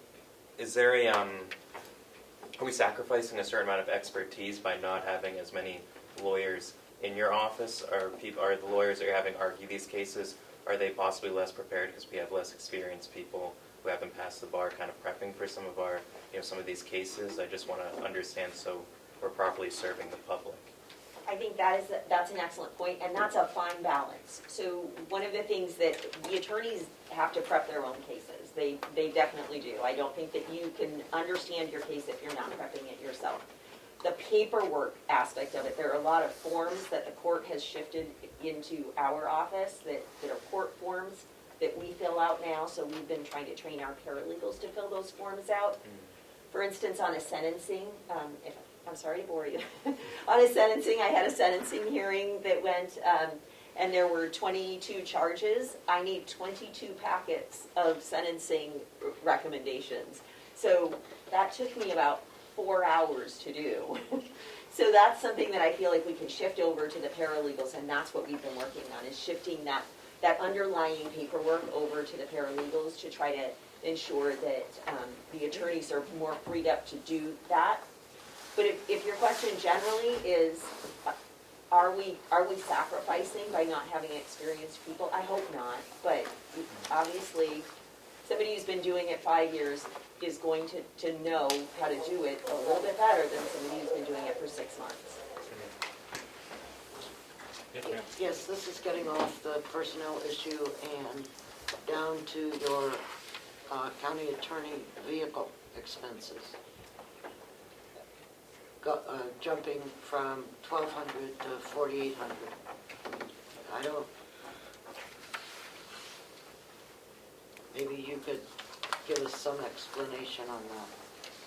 I'd be happy to. Thank you for the question. At the time that we set the vehicle allowance at $100 a month, gas prices were about $2 a gallon. They are no longer about $2 a gallon. This has not gone up since this was set.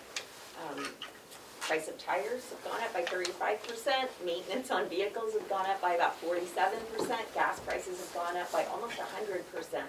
And what I'm finding is that I am not covering my own personal expenses when I am driving to Concord and back, and when I'm driving up to Conway and back, and when I'm driving over to Conway District Court and back, or to the Chiefs meeting and back. I'm spending significantly more of my own money than $100 a month. And so the suggestion was that we increase that amount to better cover the vehicle expenses of the county attorney. I do use my personal vehicle to do that. As opposed to the county cars. I don't have a county card that's available to me.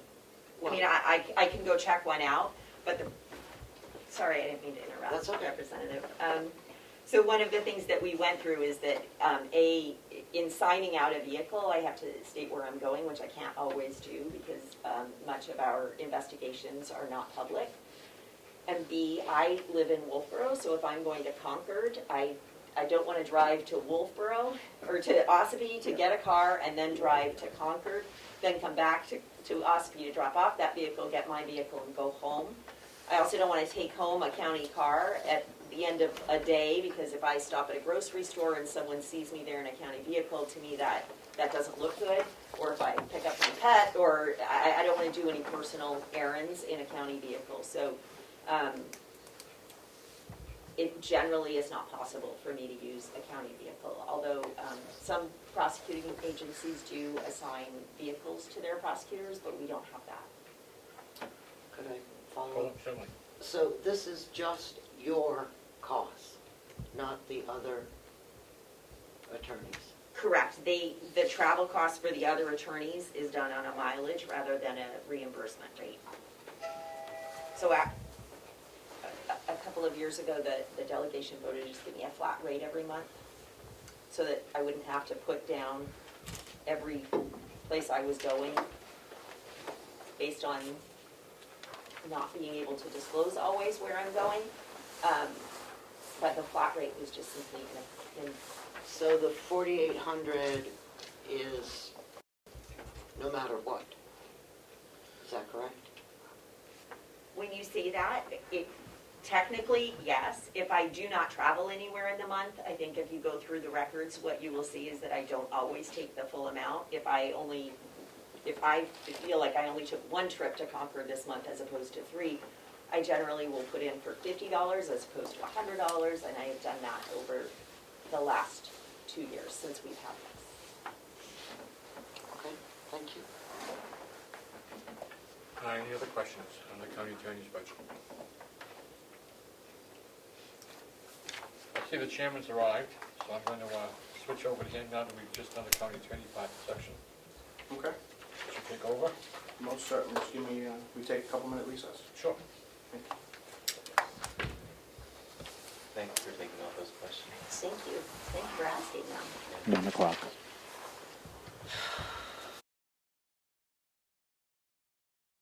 Yeah, keep going. Call the meeting back to order at 1:06. And thank you everyone for their indulgence in allowing me to get situated. County Attorney, continue. Thank Good. you. Representative Mr. Chair, Umberger. yes, excuse me. I just had, and this applies to all of your legal people, are the dollars that you have identified for 9 months, or are they for 12 months?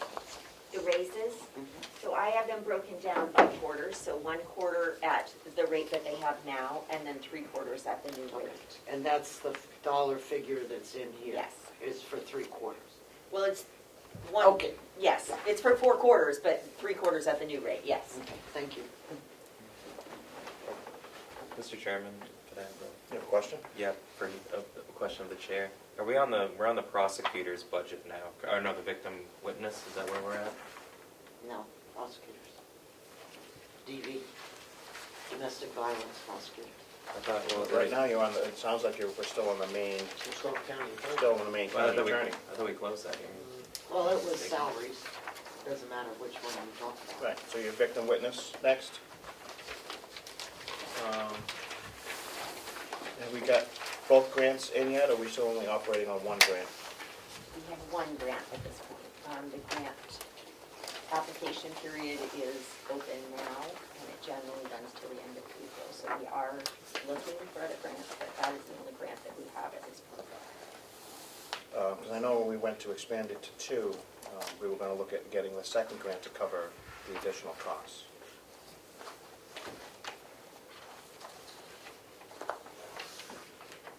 Was that never came about?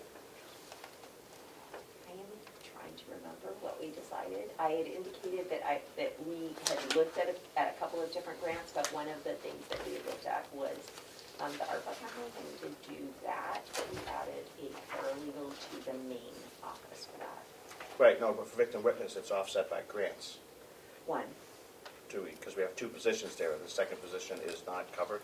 Or- The second position is not covered. They indicated to us that that would be substantial since we already have that position.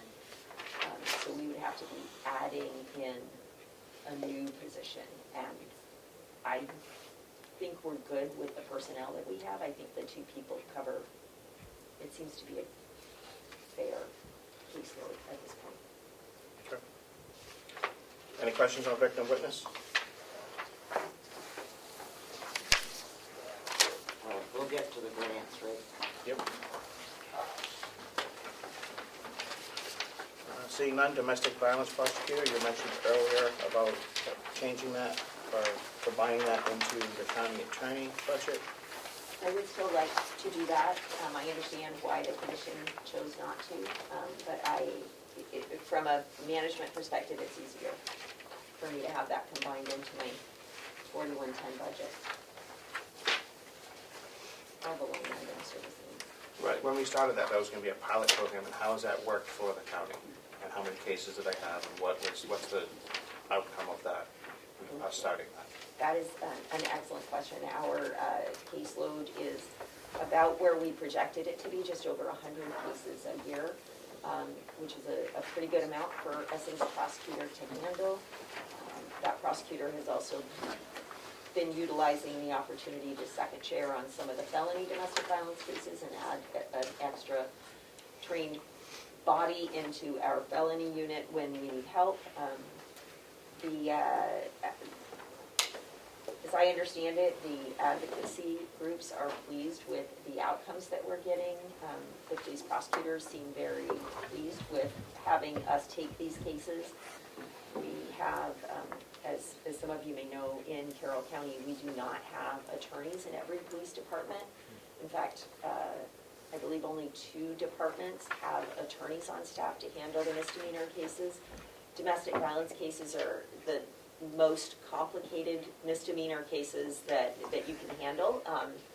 And so having a skilled attorney, somebody who's understands how to file the motions and how to argue the motions, has been very helpful. Also, by bringing them into our office, it opens up the ability for victims to access victim services. We only have one department in the county that has a victim advocate on staff, the police department. So unless the crime takes place in Conway, those victims would not ordinarily be assigned a victim services associate to work with them. By bringing them into the county attorney's office, they now have access to victim services, referrals, somebody to help them fill out the paperwork for restitution and victims' comp, to get back some of their costs, if they need to change the locks on their door, if they need security systems, if they need counseling funds. Somebody can help them fill out that paperwork and help them understand how to do that. So that has been really helpful to victims. We've had really good feedback, and we've had really good, there are a couple of defense attorneys who aren't very pleased with it, I will say, but by and large, the victim population is very pleased with it. We're also finding that we didn't necessarily know before is that there's a lot of overlap between the cases we have that are felonies, and some of them also have lingering misdemeanor cases, or misdemeanor cases where there was a conviction or it was placed on file based on circumstances. Then we get a felony case, we now don't need to call the police department to have them go after a contempt charge or to place that, to actually go after that charge in the misdemeanor court. It's all within one office, so it makes a lot more sense.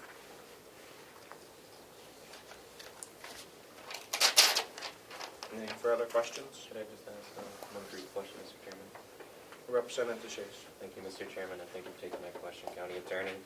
I just want to know, could you go into the specifics of how consolidating this into your 100-4110 budget, how that would help your department and you from a managerial standpoint?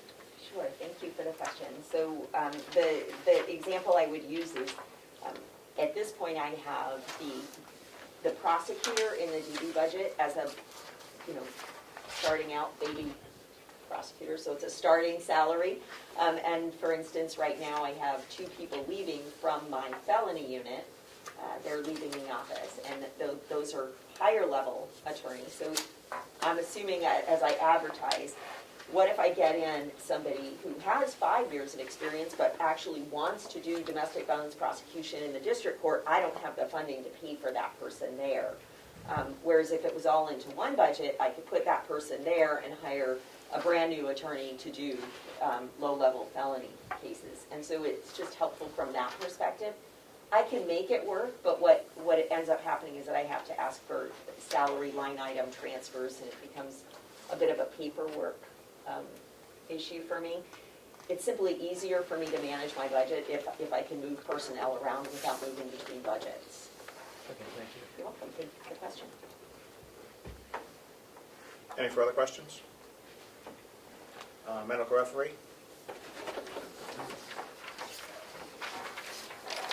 I think that's pretty self-explanatory every year.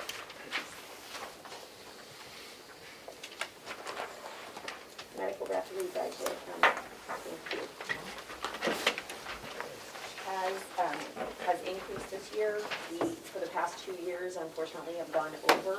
This is, these costs are not anything that our office has any control over. We don't have any control over how many people die in the county, and how many autopsies are performed. We have some control, but not much. We have to use the state medical examiner for those autopsies. Been a lot of deaths lately, unfortunately, so.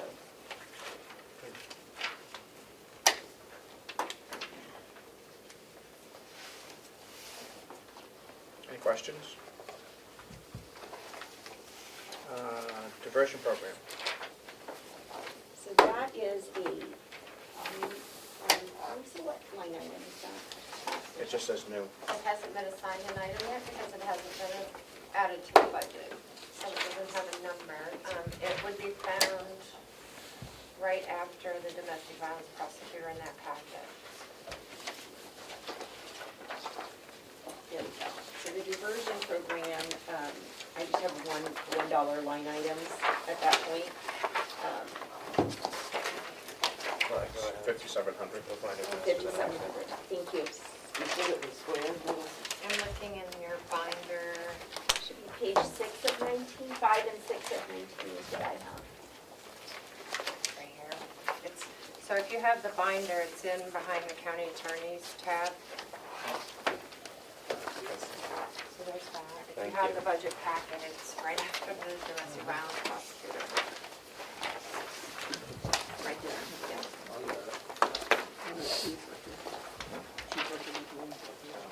And that's all it is 5,700. And there would be a revenue account of proposed of 5,700 to offset this entire budget. Just explain, Representative Umberto. I think you were going to say, just explain what this diversion program. Thank you so much for this question. I'm actually very excited about the diversion program. We are one of the few counties that does not have an official diversion program. In fact, I think we are the last county to go online with this. What diversion is if somebody comes in, let's say somebody comes in with and they're a first-time offender. Let's say we've got some 18-year-old who commits a single act of, theft from their employer for $250. Well, this 18-year-old, if they get a conviction, can't access student loans. They can't, a lot of them won't even be accepted. They can't be accepted in the military for some offenses, things like that. There are long-term effects to having a conviction on your record. And so one of the things that diversion does is it says, without getting a conviction, why don't we try to treat you? Why don't we try to fix this problem? And then if you are successful here, you will not have a conviction on your record.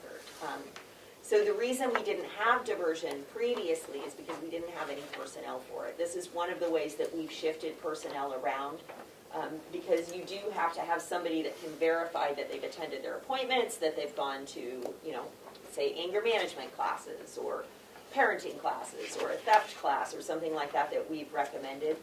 Somebody that can help them make sure that they're applying for jobs, make sure that they know how to fill out a resume, things like that, and to just really try to help these people become productive members of Carroll County as opposed to sitting in the House of Corrections. So most counties that have diversion are shifting almost 30% of their caseload over there. That's another one of our goals, is to try to not have to add any more attorneys or personnel if we can do this through diversion and try to keep people productive, living in our community, working, paying their child support, doing those things, and not have the detrimental effects of having a conviction on their record. So the things that you cited sounded to me like misdemeanors, which the county doesn't handle. Those are handled by the local police with the district court. And I know you said that you have expanded your role to domestic violence and misdemeanors, which, yes, you've expanded your role and it's costing money.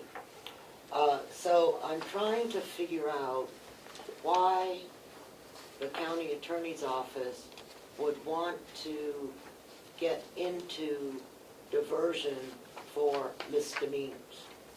That's an excellent question, thank you. And I was simply using it as an example. We wouldn't actually take misdemeanors other than domestic violence. But let's say a low-level felony offender who comes in with a small amount of methamphetamine. Well, does that person need to go to jail, or does that person need to get into treatment?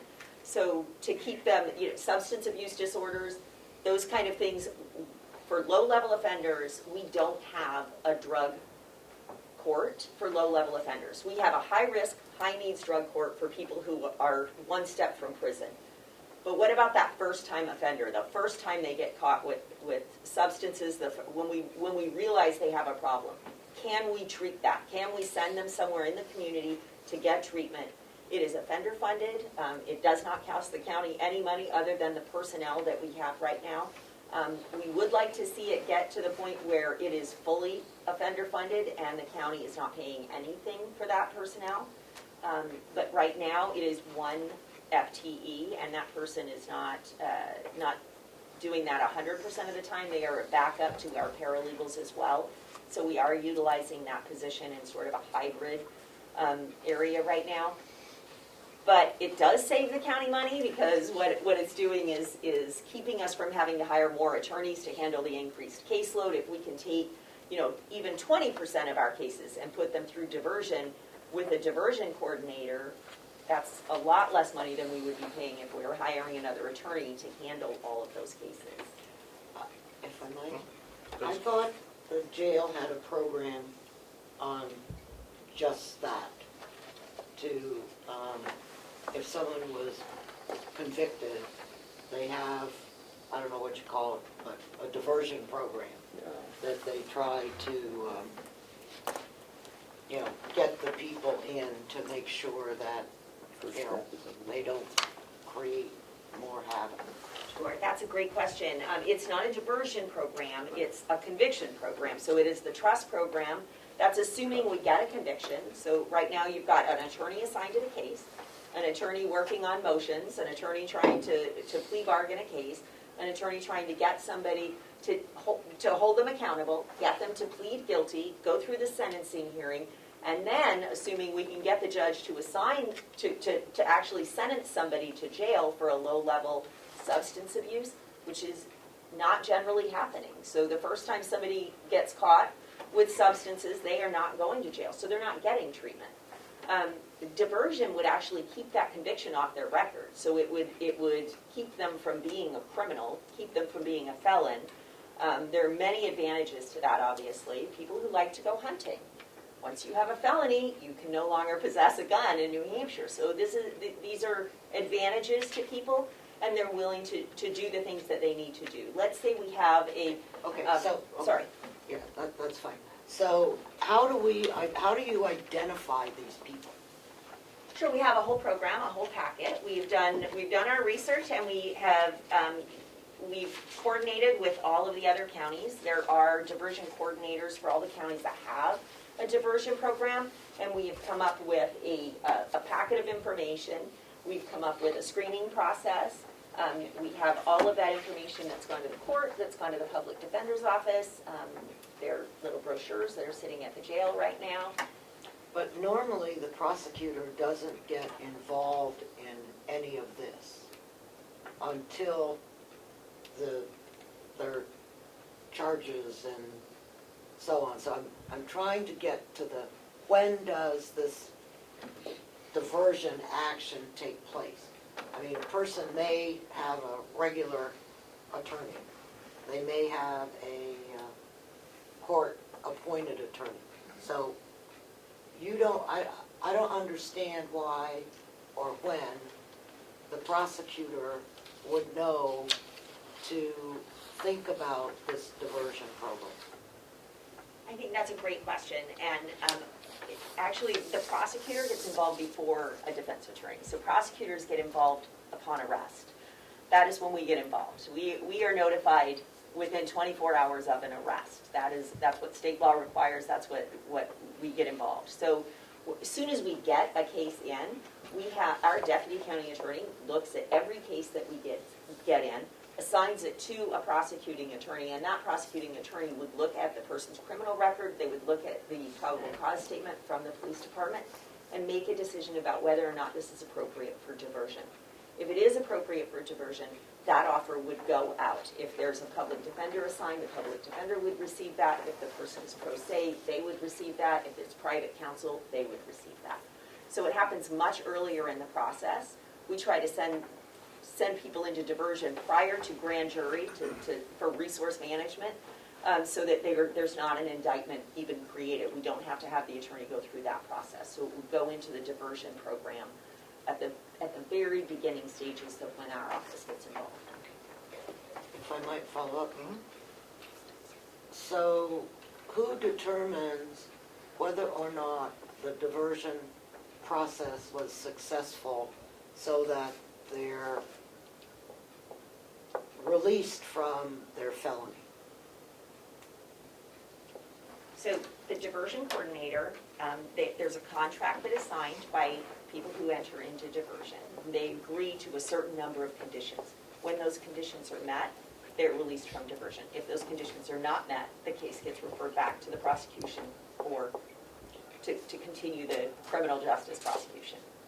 So you're saying that this person who is your diversion whatever is the one that makes that decision? Well, actually, the offender would make that decision because if they enter into a contract and agree to 10 steps and they don't complete those 10 steps, then they are not successful. If they do complete those 10 steps, then it's not a subjective criteria, it's objective. So you will go to get a LADAC. We need proof that you went and got a LADAC. You will go attend 16 weeks of anger management. We need proof that they've attended 16 weeks of anger management. As long as all of those boxes are ticked, then they are successful in the diversion program. And if those boxes are not ticked, then it gets put back in for prosecution. And how do one more question. And so the initial charge is made by a local police department, right? I mean, Well, they arrest them and they send you something that says, I've arrested John Smith. Oh, sorry. You're John. There's all these people in the room here. Yeah, right. Yeah. So how does your diversion officer work with the local arresting people to say, you know, even though they've checked off all the boxes, they're still causing problems in the community that they live? So how does that interaction work between the diversion thing and a local police department that initially made the arrest? Sure. Thank you for the question. And, you know, anytime that you would like to come in and spend a day in our office, I am happy to go through the entire criminal justice system and how we process cases in our office. Once the agency sends us the case, it becomes the prosecutor's duty to file the charges in that case, to make a determination about whether somebody's going into diversion or not going into diversion. Part of being in diversion and that contract is that we are a substance-free program, that they have to report any interaction that they have with police. And obviously we have the ability to run a criminal record, so we can see if somebody has had interaction with the police, if they've been arrested in the interim, which obviously we do. We follow up the way that we're required to follow up to make sure that the police departments don't have any interaction with this person. If the person picks up new charges, we would know that they picked up new charges, and that would be an unsuccessful completion of diversion, and they would automatically be referred back into having those charges brought forward by the prosecution. So we're not operating in a vacuum. Police departments are aware of all of our plea offers in every case that we have. We have a policy in our office to send the assigned police officer or whoever is designated by that police department to be their offer person. We send them all of our proposed plea offers. They also receive minutes from the court when the case is concluded. So our police departments have very good communication with us. They also have all of our cell phone numbers. We have a 24/7 on-call attorney that the police officers have that telephone number. They can reach out at any point. And we always communicate with our agencies about what we're doing on those cases. Mr. Chair, though this has been quite fascinating, it seems quite far afield from our task of approving a commissioner's budget. Would the rest of the room agree, and we could move on to other parts of the budget? And not that I find it interesting, but this is a relatively small item, and we have a lot of things to cover yet. Representative Mumford, are you satisfied with the? Well, I would just say, except that this is a new program that we are starting in the county, and we have no idea where it's going. And so until I'm satisfied Okay. that this program Okay. makes sense, not only for today, but, it's just like... Okay, I stand corrected. Yeah, the DV prosecutor, we started that a year ago, and all of a sudden, we're spending more money. Not, anyhow, I'm Okay, finished. my apologies then. I No, stand you corrected. don't have to apologize, I'm just finished with my questions, thank you. I have a quick one, Mr. Chairman. County attorney for her What? follow-up. The diversion program. Yep, 1 second. Oh. County attorney had. Oh, I'm sorry. Thank you. And thank you, Representative Umberger.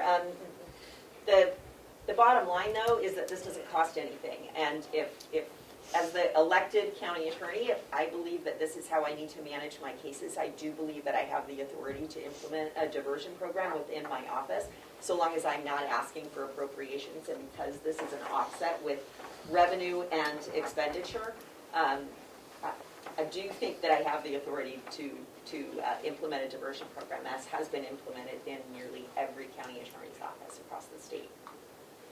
Thank you, Representative Smith. Thank you, Mr. Chairman. Quick question. I know this is a new program, but is there a success rate based on the amount of people that enroll in it and actually complete it? That is a great question. We have just rolled it out, Right. so I do not have an answer for you. Okay. I am happy to, that will be in my final report at the end of every year, but we just started it. I know other counties, though, I'm saying, being that they do similar, do they have success with it? Sure, some people fail, some people succeed. I think that is you're going to get that anywhere. If somebody were convicted and they went to jail, you're going to have recidivism. And statistics are most valuable at the level at which they're created. So it really kind of depends on what your definition of success is. If we can keep somebody out of trouble for 12 months because they have to check in every single week, as opposed to we're just going to place this on file and hope you don't get into trouble for a year, I do think that it depends on how you define success. If somebody stays employed for a year, if somebody is paying child support for a year, if they've gotten counseling for a year, Thank you. Representative Cordelli? Thank you. You've already implemented diversion in the office. With these proposed expenditures, what will you gain in the office, in the program, with these expenditures? Sure, thank you so much for the question. And I proposed the expenditures only because I had a revenue, and so I felt like I had to conversely put expenditures in there. This is just an estimate. It would be whatever the revenues happen to be, that would then match our expenditures. We would be using whatever our revenues are that come in to, for papers, for files, for anything that needs to happen there to offset with office supplies, for telephone, things like that, anything that it would cost the county other than the FTE, which if the program grows and is more successful, many counties have actually moved it outside of the county attorney's office to give it an additional level of insulation from the prosecution office and have it under the county but not under the county attorney's office. But at this point, I think we need to see where it goes. Thank you. Follow up? Yeah, thank you. Yeah, I just don't see anything in the revenue section of the budget for this program. Would you like to move on to revenue? Representative Marsh, you had a question? Yes, I wanted to ask a question. My understanding of this diversion program is you're using your authority to decide whether or not to prosecute cases here, and which is authority that everybody knows you've had for a great many years. And if we were not to implement a diversion program, you would clearly have more cases that you would have to prosecute, and we would have to increase the county attorney's budget in order to do that. Correct. So if our definition of success is controlling expenditures in the county attorney's office, then the mere existence of the program is a success by our definition. Am I correct about that? I think that's a correct assessment, Yeah. yes. Thank you. So next year we'll ask how much has gone We'll down. move on to revenue so we can move on. I had one Or brief failed to question, go Mr. up. Chairman, I know. Representative DeShays. I promise this is gonna be right. So I just have, I've had a concern from my perspective, from constituents' perspective of how, you know, our criminal justice program seems as if we're releasing people who end up committing more violent crimes later on. Have other counties seen that kind of recidivism happen in this case where people have been released and they're checking out the steps but then a more violent, is there any way, I guess I should ask this question, is there any way you can get statistics from other counties just so then, because you obviously have within your statutory right to, you know, create this program and do these expenditures, et cetera. But is there any way you could just provide us some more data so we can see how successful it's working in other counties, just so then we can have that data and talk to our constituents if any kind of issues come up? Sure, and I'm happy to ask about that. I think that we can probably provide you with all of that. With regard to violent offenders, I'm not going to be putting violent offenders, high-risk people into a diversion program. A diversion program is for low-risk, first-time offenders. Potentially second time if we're talking about substance abuse. I can see situations where somebody might say, you know, this case was pending, but they hadn't been into treatment, and now they picked up a new charge, things like that. But I would like to reiterate that this is something that I believe, in my capacity as a county attorney, is something that we need in this county because without it, what we're doing is we're getting a conviction and nothing. So with this, there is supervision. It is sort of like a mini probation for first-time offenders. We just do probation on the front end as opposed to the back end. And the huge carrot for the people is that if I'm good at this and I'm successful, I won't have a criminal conviction, which again can help with student loans, it can help with credit, it can help getting jobs, all of those things. Thank you. Thank you. Revenue? Is there not an offset revenue? Melissa, I'm sorry. It's on page 6. So, to the revenue, Mr. Chairman, in the revenue budget, the county attorney's proposed new revenue is on the very last page. It wasn't added into the budget because it's into the revenue budget, it's a new proposed program, so that would be the delegation to add it, so we can assign it an account number. Okay.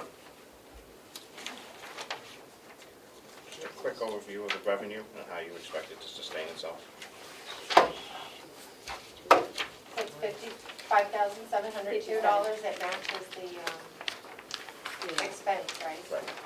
So initially we had proposed, diversion is offender funded, which means that we believe that offenders should pay for the administrative costs that it takes to run the program. All counties do that. Initially we were proposing $750 for the program.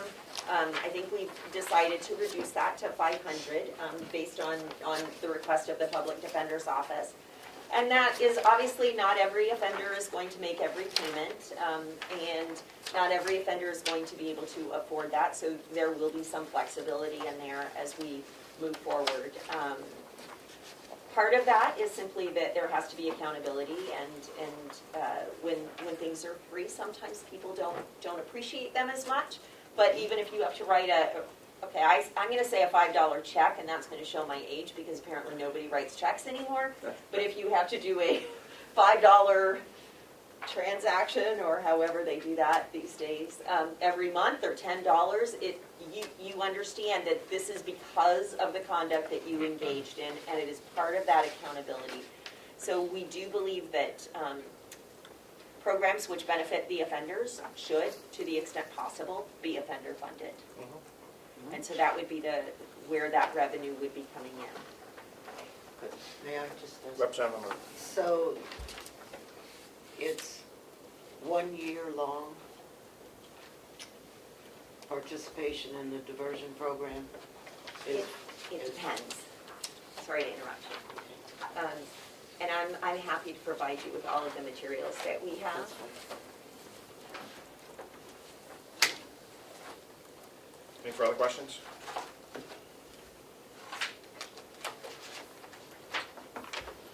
Thank you to the county attorney for coming on this afternoon. Oh, thank you so much. Any questions, I'm sure delegation members could reach out to Reach you out, directly. absolutely. We have a request for numbers for the diversion program. Could you get that to myself and Melissa, and make sure the delegation gets it? Yes, thank you. Thank you. Enjoy the rest of your Saturday, everyone. Oh, yeah, Thank you for coming today. yeah, appreciate it. Commissioner's budget, 4,100. The commissioners. Terry was here. Oh, Terry. Seems to be the same amount. I don't know where she went. It looks pretty pared down to, Answer any questions, Mr. Chairman, if She's here someplace. there- Is she? I know she was on the phone, I think. It's pretty straightforward budget. it is. Any questions? Well, we'll wait till, but the only things that I see is the retirement expense going up quite a bit from previous year to this year.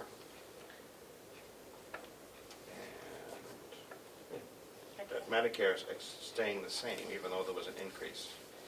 I can help with that. Yep. The rate for the New Hampshire retirement increased July 1st of 2021. So we spent half a year with the increase last year. This year, this represents the full year at the new rate. And I'm just going to go out on a limb. That administrative salary is you, It is, and your retirement is $9,600.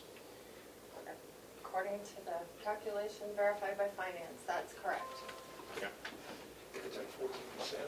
It's It is substantial. 14. It is.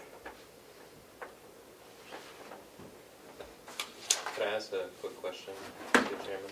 Sure. Like, Representative Chase. I think it's more of a question, well, more general, but the county pays taxes to the town of Ospey. I don't have any opposition to it, I'm just curious to understand. Yeah, they own some, 900 acres, I think, so Wow, they really? got to pay some taxes on it. Oh, I would assume, we must own something that was taxable, but we own 900 acres in the Yep. town of Ospey. Is that correct, Representative O'Conkey? That's rounded up, I think, but that's very, very close. Thank you. That's a lot of acres. There's Yeah. also, So I would hope that we would be paying some sort Well, of. like I said, I'm not opposed, we have to, we're required, I just didn't know we owned No, 900 acres in the don't. town of Ospey. We don't have to. I object. We don't have to pay that. Oh, well, I think it's more than fair for us to pay it. We agreed to pay it. Yeah.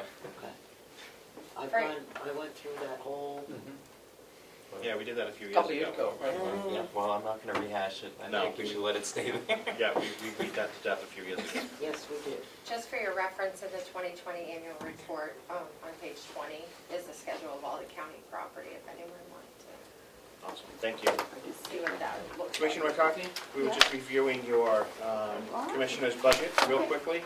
By 20%. What I come up with was an increase in retirement expense, and Medicare kind of stayed the same. Most of those are out of our control. Correct. Anything else you want to indulge us with for that? No, I think it's pretty open. Okay.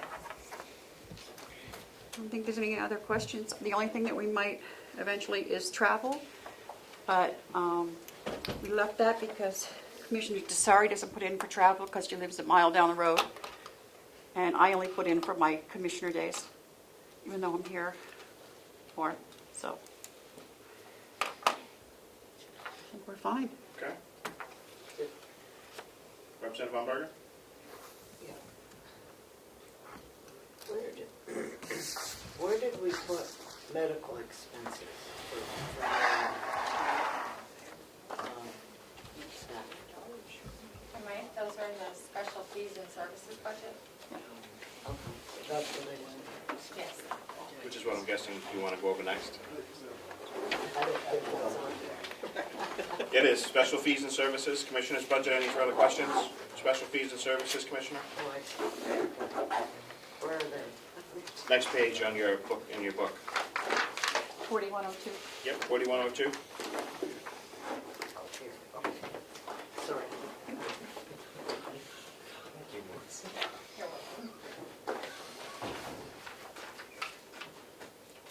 Commissioner?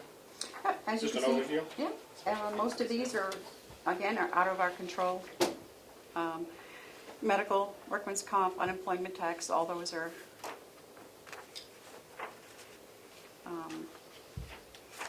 we don't have the inmate medical fund any longer. Insurance is what it is. No settlements, and hopefully we're not going to have any more. So, and we won't have, as you can see, there's no pilot program any longer. And payroll, I believe, went into finance. I'm not sure. Representative Cordelli? I thought I saw that hand. So, Just on the medical insurance, Representative Umberger? who does this 700,000 cover? I believe that's just, I wish Bonnie was here. I'm not sure, because she's done a lot of changes. But I'm assuming the medical insurance, I don't know, Karen, I'll have to find out from Bonnie what she did with that.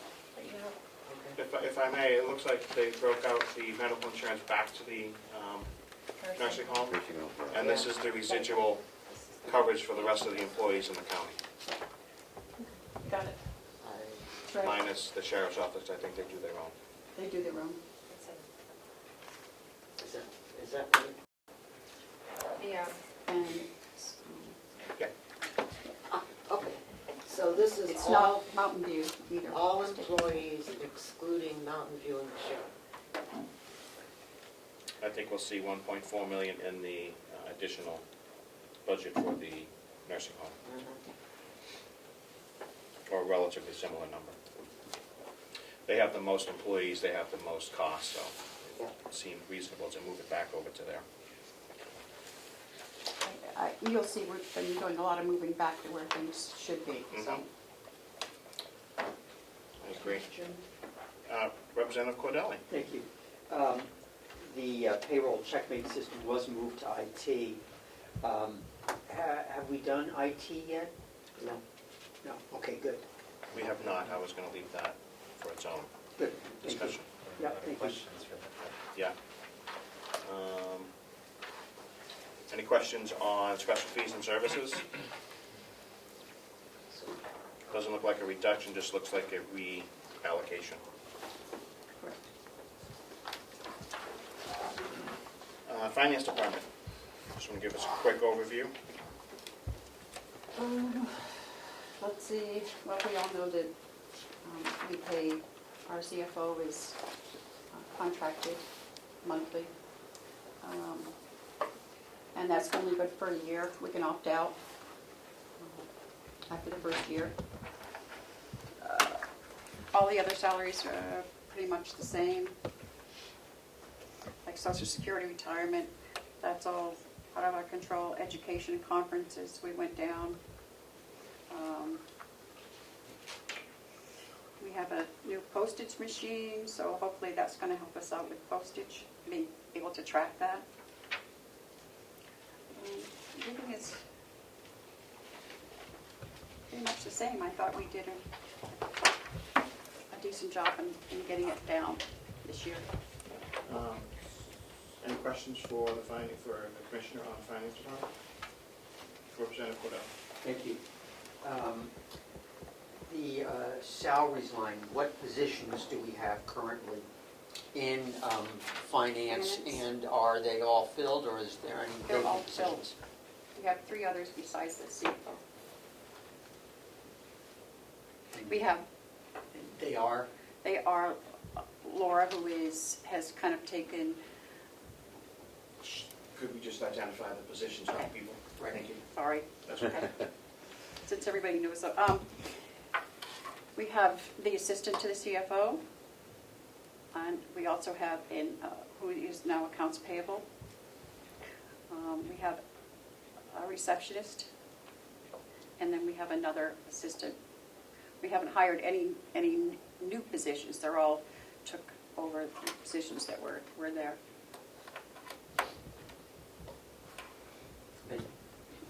Follow-up?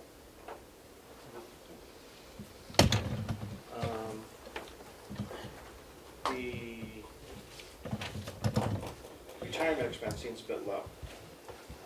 Seeing as we had 23,000 through September 30th, we only have 26,000 for a full year. I just want to make sure we have enough. Okay, I'll check on that. Well, for that. if you look at the salaries, they went from 42 to, Right, 242 to 212. right. So that should, But we have a $16,000 reduction. I just want to make sure that we're not going a little too low. The 2 new people that were hired are hired at lower salary range too. So that- Thank you. The reduction, yes. Good job. Good job. All right. I appreciate that. Any further questions? We have $13,150 for travel expenses new. That, Jim, before we, did you want to, were you asking me? Yes. Okay. That is because we also pay Bonnie travel, because she comes down from Vermont. And that was part of her contract. Okay. and what are we doing with new software?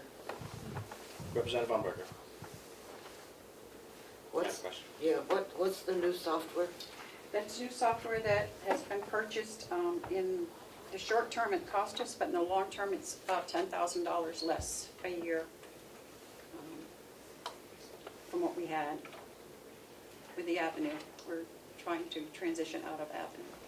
Okay, so this is maintenance cost, is what Right. you're saying. Thank you. Thank you. So we're no longer going to have reams of nonsense. Right. We hope. Thank you. I, for one, would appreciate that. Representative Coda. Yeah, I was just wondering, 2 things. Why we're putting software here under finance rather than in IT? And secondly, is there a transition plan for moving away from Avenue, including the transition of all data from Avenue to the new software? I have, to be honest with you, I don't know what they're doing. That was Bonnie and IT are handling that, so I really don't know yet, Glenn. It was put in here. I think we're going to try to put everybody's software in their own department and kind of eventually, so we know exactly what each department is costing us. I would think moving forward, that would be a great idea. So, baby steps. Yes. To some semblance of accountability for each department. Any further questions for finance? Seeing none, capital expenditures?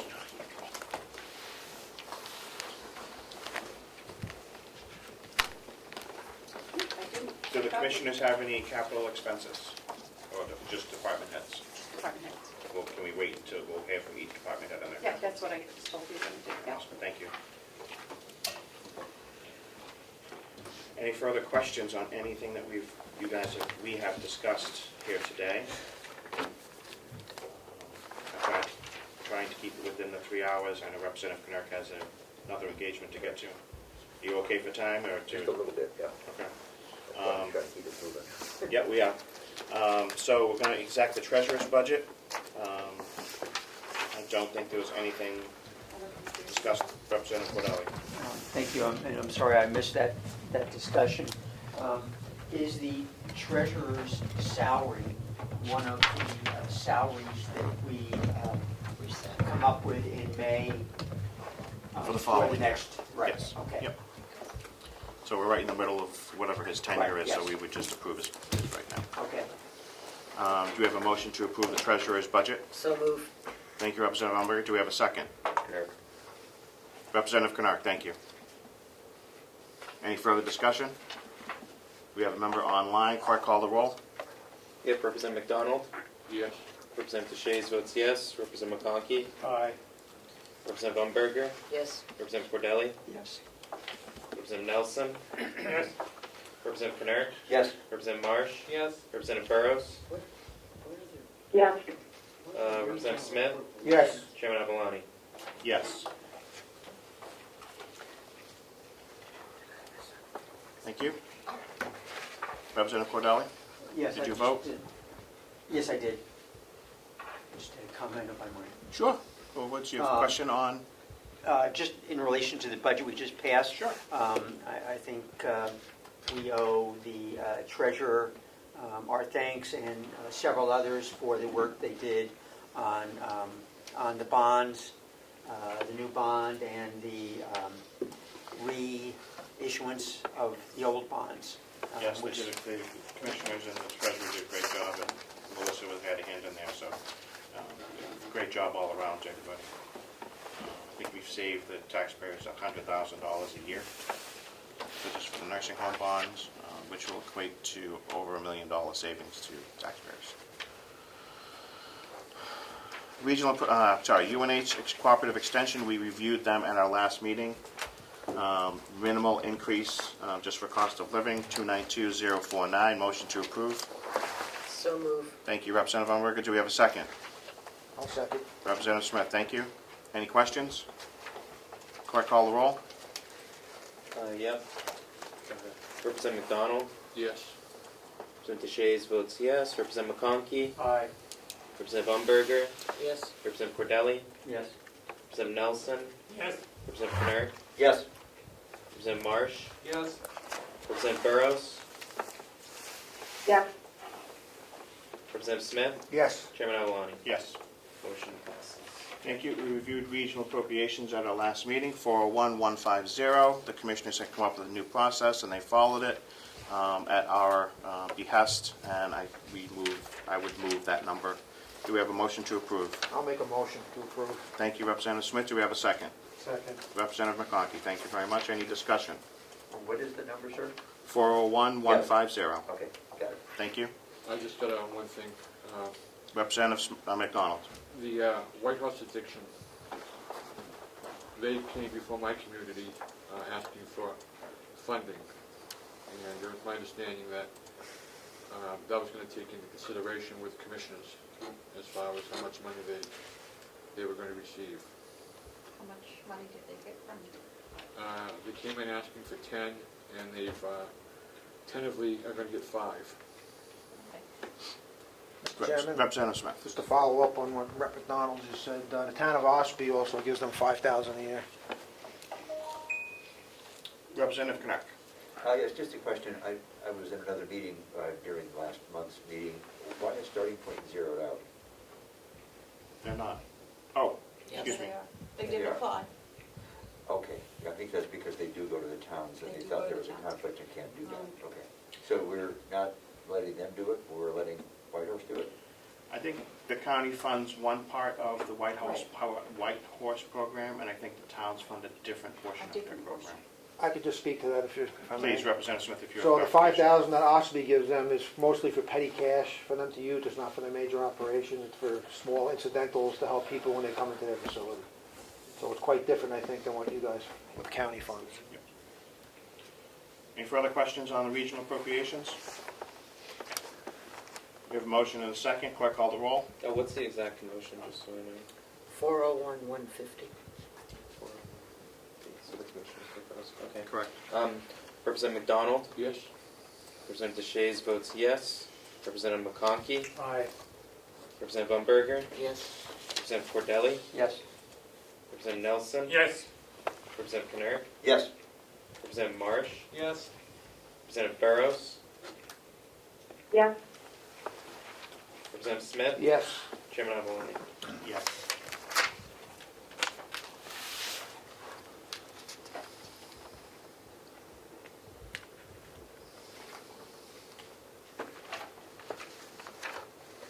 $9,100 interest expense, 375,657. That number's not right, I don't think. Okay, do we have a different number? Yeah, because we reduced it by the third number down, or 8776. I had down, we reduced it to 65. Yeah, I have that too. So The this, tan note, yeah, so this number is not do we have a right. new number? I didn't subtract it. I think that was a recommendation from the treasurer. Yes. There was no vote to do. Right, we need to take that vote. Do you have the number, Representative I Umberger? can subtract it if you want. No, I just want the number, so we can pass I the don't- number. The reduction. Oh, I don't know. It's 15,776. No, his number that he Oh, wanted to move it to. 65,000. 65. I'm sorry. Thank you. Motion to change 9100.100 to from 82,120 to 65,000. No, it's 8776. The 8776 is the energy upgrade. Oh, okay. One line up. 82,120. 82,120. Sorry, I put it in the wrong box. That's okay. And the new number at the end, what? 65,000. So $17,120 savings. Motion to approve. So move. Thank you, Representative Umberger. Do we have a second? Oh. Representative Kennard, thank you. Any questions? Clerk, call the roll. Yeah, let me just write down, so it's 82,120 to 65,000. Correct.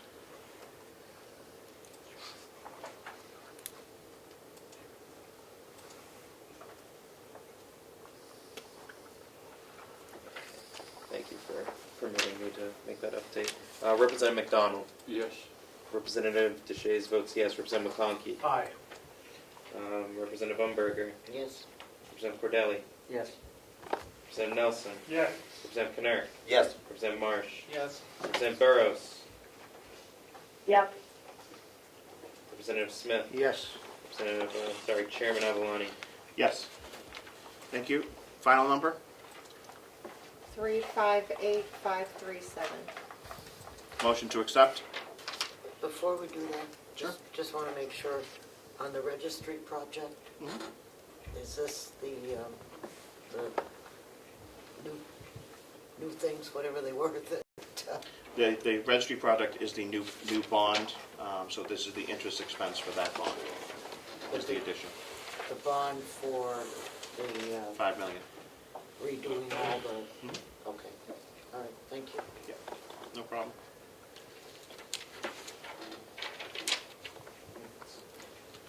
Okay, I'll make the motion. thank you, Representative Umberger. Do we have a second? Second. Thank you, Representative McConkey. Any questions? I just want that number again, Melissa. 358537. Got that, bro? 358587. Got that, Mr. Clark? 537. 537? 358537. I got it. Thank you. Whenever you're ready. Representative McDonald, Yes. Representative DeShays votes yes. Representative McConkey, Aye. Representative Umberger, Yes. Representative Cordelli, Yes. Representative Nelson, Yes. Representative Kinner, Yes. Representative Marsh, Yes. Representative Burrows, Yes. Representative Smith, Yes. Chairman Avaloni. Yes. Thank you. We're going to move into 9160, long-term debt, 489566. Motion to approve. So move. Thank you, Representative Umberger. Do we have a second? Second. Thank you, Representative McConkey. Any discussion? Clerk, call the roll.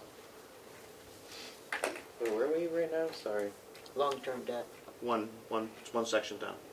One section down. 489566. I'm confused what it is in the binder. Well, if you're at interest expense, it's on the same page. Correct. Which budget? Are we in 9100 still? 9100 and 9160. There we go. Right here. Thank you. This one. Awesome.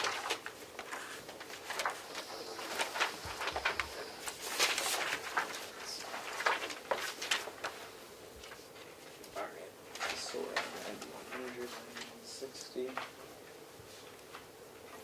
And we're approving the commission. 489566. 489. Motion was made by Umberger, seconded by McConkey. Awesome.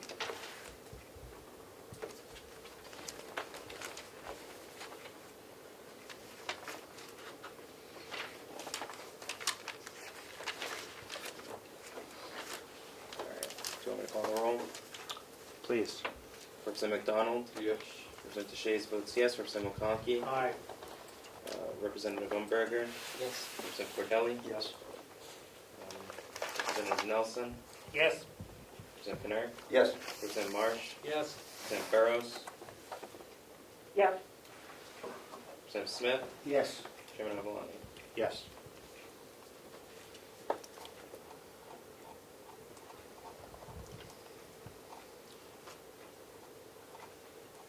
Moving on to Human Resources, 4103. Commissioner McCarthy.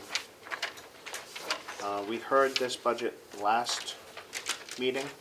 Are you recommending any changes to this budget? No. We're going to have some turnover in that department? Yes, we are. Are we going to be hiring at the same rate of pay? I think that's what we've advertised at that, so, At the current, at the current, including the raise? not the raises, no, just starting. So there could be some savings in this department? Yes, probably, but not much. Thank you. 196997. Motion to approve. I do have a question. Representative Umberger, go right ahead. Oh, no, I don't. Never mind. Sorry. Okay. Sorry. So moved. Thank you, Representative McConkey. Second. Thank you, Representative Cordelli. You're welcome. Okay. Any questions? Clerk, call the roll. Yep. Representative McDonald? Yes. Representative Shays votes yes. Representative McConkey? Aye. Representative Umberger? Yes. Representative Cordelli? Yes. Representative Nelson? Yes.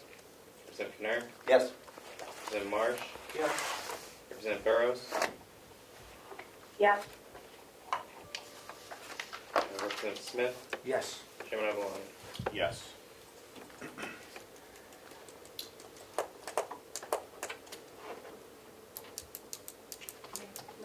Commissioner McCarthy? Yes, we'll be interviewing for a new HR person, and we're setting up the committee to do that. So if there's anybody on this committee that would like to volunteer to be on that with us, just let me know.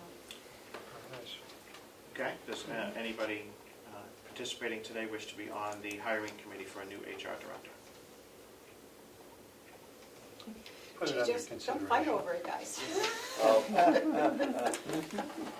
Just throwing it out there as an offer. Brody said he'd do it. Yeah, if you need someone, I can do it. The commissioner was asking for a volunteer. I will not appoint unless somebody comes forward. Thank you. Well, Brody volunteered. Yeah, I'll volunteer myself. The commissioners will be in touch with you. Make sure that you're available when they need you. Thank you. I should be so lucky to have Tom. I would love to, but Yeah. we have grants. We're going to do the federal grants, which is the 200 fund. Okay, where do we find those? It's in the back of the Oh, book. there it is. Okay. Yep. Very small number. Consists of the victim's witness grant. The sheriff doesn't have any grants. Dispatch doesn't have any grants. I think they've exhausted their allocation in the last couple of years. We have a pre-air mental health, and we're not anticipating any COVID-19 funds, so the number is 190,500. That was presented by the commissioners. Motion to approve. Before we go on,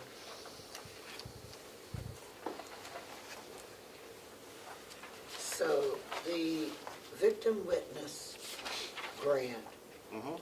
does not cover the salary of the director. And I thought it was supposed to. It covers one position. I don't see where it can.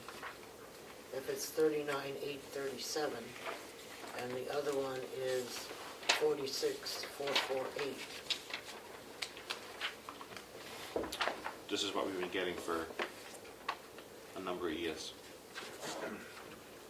Well, I got that, but if I remember, that's what they said. It covered, that's what the attorney said. Correct. When in fact it doesn't, and that's okay, but don't lead us to believe that it does. Okay, thank you. Yep. It's just some offsetting grant for the position that we have. I don't think it ever covered all of the expenses. So moved. Thank you, Representative McConkey. I'll second. Representative Smith, 190,500. Any questions? Clerk, call the roll.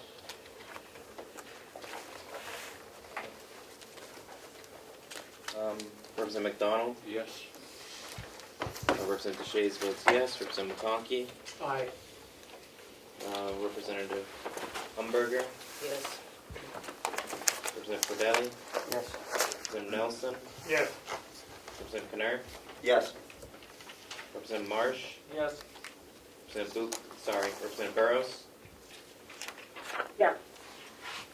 Representative Smith, Yes. and Chairman Avaloni. Yes.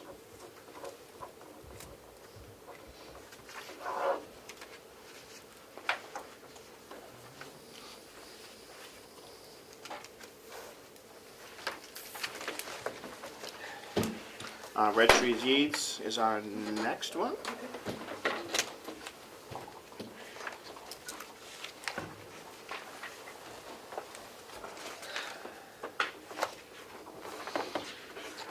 I move we accept the Registry of Deeds budget 386, 481. Second. Thank you. At our last meeting, we had a discussion about the new equipment line, and the 12,565 was for new roller shelving. I made the suggestion that the registrar could take it out of her new equipment line that they have separately. Didn't know if you guys were in agreement.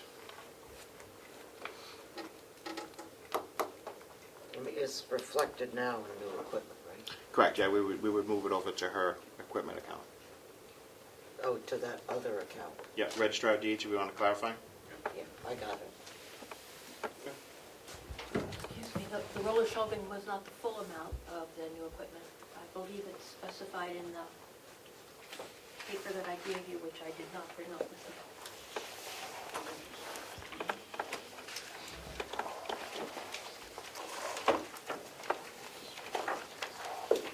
But if you'd like all the new equipment to be out of the equipment account, that would be fine. But I just wanted to make it clear that there were a few other things like battery backups. Yep, no, I agree, it was just, I know the large number was the roller shelving for The 12,000. large number was the roller shelving, It yes. reupholster 13 chairs, a shredder, the whole punch for index books. Yep. So how much is the roller shredding? The roller shelving was approximately 12,000. Yep. The chairs, I just keep waiting to see if population is going to increase in the vault, and I haven't felt like I needed to do it, but you never know. So we're suggesting that this go down $12,000. That would be my suggestion, Okay, well, if somebody wants to make that motion. all right. I move that we take $12,000 out of the new equipment line 097. Thank you, do we have a second? Second. Thank you. Any further, Registrar Scott? Thank you, Chairman. May I ask that you now vote after you pass the budget to allow me to expend the equipment account up to $12,000 for roller shutter? Because the commissioners and the delegation both need to vote on that specific item independently of the budget. Correct. Bring it to the commissioners, bring it to us, and we will approve it.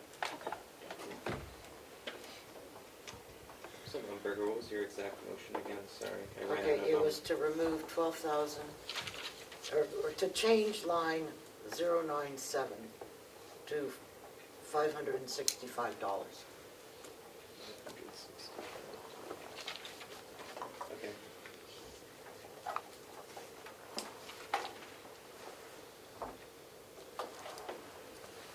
You have a motion and a second to reduce that line. Still have a member on Zoom. Clerk, call the roll, please. Yep. Representative McDonald. Yes. Representative Shays votes yes. Representative McConkey. Aye. Representative Umberger. Yes? Representative Cordelli. Yes. Representative Nelson. Yes. Representative Knurr. Yes. Representative Marsh. Yes. Representative Burrows. Yes. Representative Smith. Yes. Chairman Avaloni. Yes. Any further reductions? Seeing none, the new number looks like it's 374481. Just make sure somebody has the correct. Yep, I'll move. Representative Umberger. Second. Thank you, Representative McConkey. Any further, Representative Marsh? Yes, I think that we need to discuss this because we are being inconsistent. I fully support the Registry of Deeds. I fully support the movement of the short and long-term debt of the nursing home back into the nursing home budget because it will make it more likely that an accurate cost report will be prepared and that we will get appropriate reimbursement from the state of New Hampshire. But we are not including the registry short and long-term debt in the cost of the Registry of Deeds, and therefore this budget does not fully reflect the costs of this department, and we are being inconsistent by doing so. And I just wanted to say that.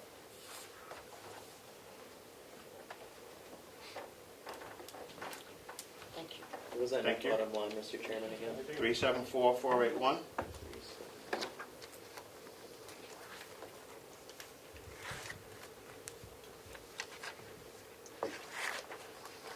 I think you can argue either way, because it's,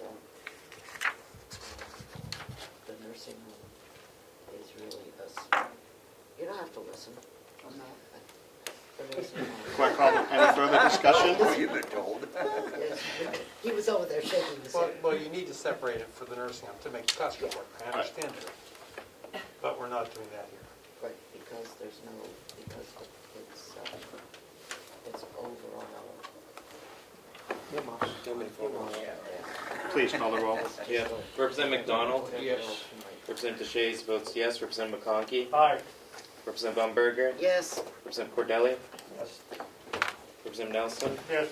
Representative Knurr. Yes. Representative Marsh. Yes? Representative Burrows. Yes. Representative Smith. Yes. Chairman Avaloni. Yes.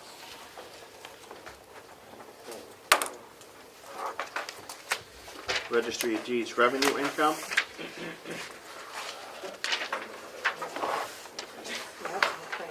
What is this? Do I need to sign this?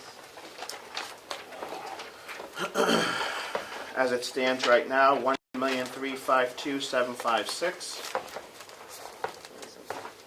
1,352,756. That is the commissioner's proposed. Is the registrar, per our last discussion, is comfortable with that number continuing through this year? I'm comfortable with that. Motion to approve 1,352,756. So moved. Thank you, Representative McConkey. Do we have a second? Second. Representative Cordelli, thank you. Any discussion? Clerk, call the roll. Yep. Representative McDonald. Yes. Representative Shays votes aye. Representative McConkey. Aye. Representative Umberger. Yes? Representative Cordelli. Yes. Representative Nelson? Yes. Representative Knurr? Yes. Representative Marsh? Yes. Representative Burrows? Yes. Representative Smith? Yes. Chairman Avaloni? Yes. Thank you, Representative Kennard. Thank you. Very. Just one.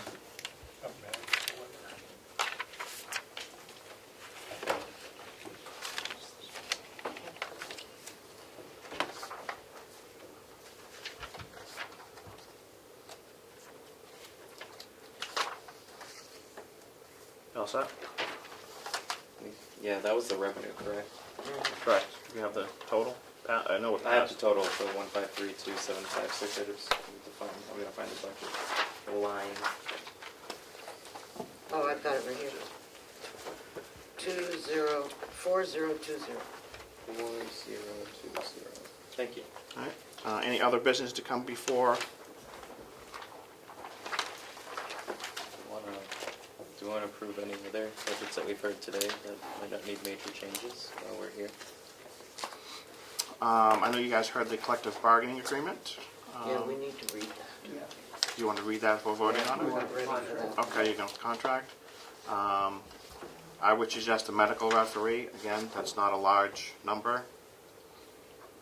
It's kind of out of our realm. 28,800 if you would like. So moved. Thank you, Representative McConkey. Do we have a second? Second. Thank you, Representative Cordelli.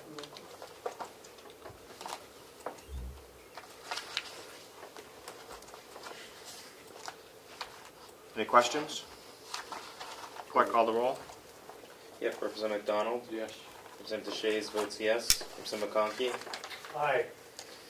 Representative Umberger? Yes? Representative Cordelli? Yes. Representative Nelson? Yes. Representative Knurr? Oh, he just left. My apologies. Representative Marsh? Yes. Representative Burrows? Yes. Representative Smith? Yes. And Chairman Avaloni? Yes.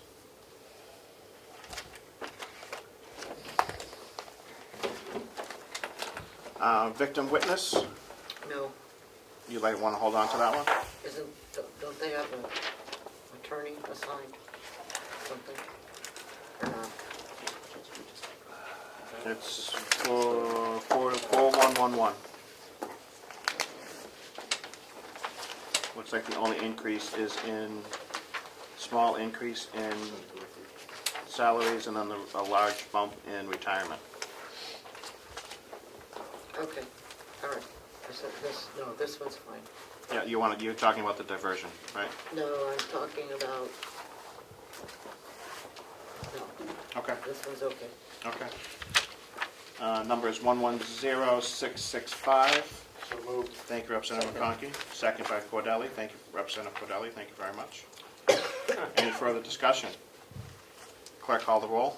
Is this a victim witness? Yes. 4111. Yep. Representative McDonald? Yes. Representative Shays votes yes. Representative McConkey? Aye. Representative Umberger? Yes. Representative Cordelli? Yes. Representative Nelson? Yes. Representative Marsh? Yes. Representative Burrows? Yes. Representative Smith? Yes. And Chairman Avaloni? Yes.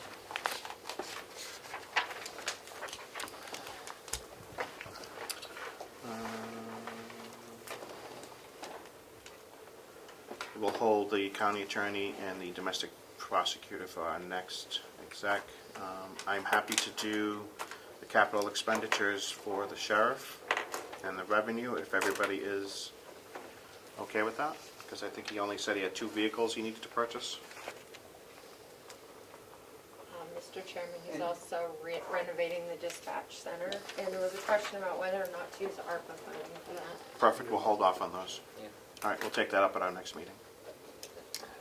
We'll get clarification from the commissioners whether they're going to use ARPA funds to renovate the dispatch center. Yeah, and we also need to get, he's proposing a one-time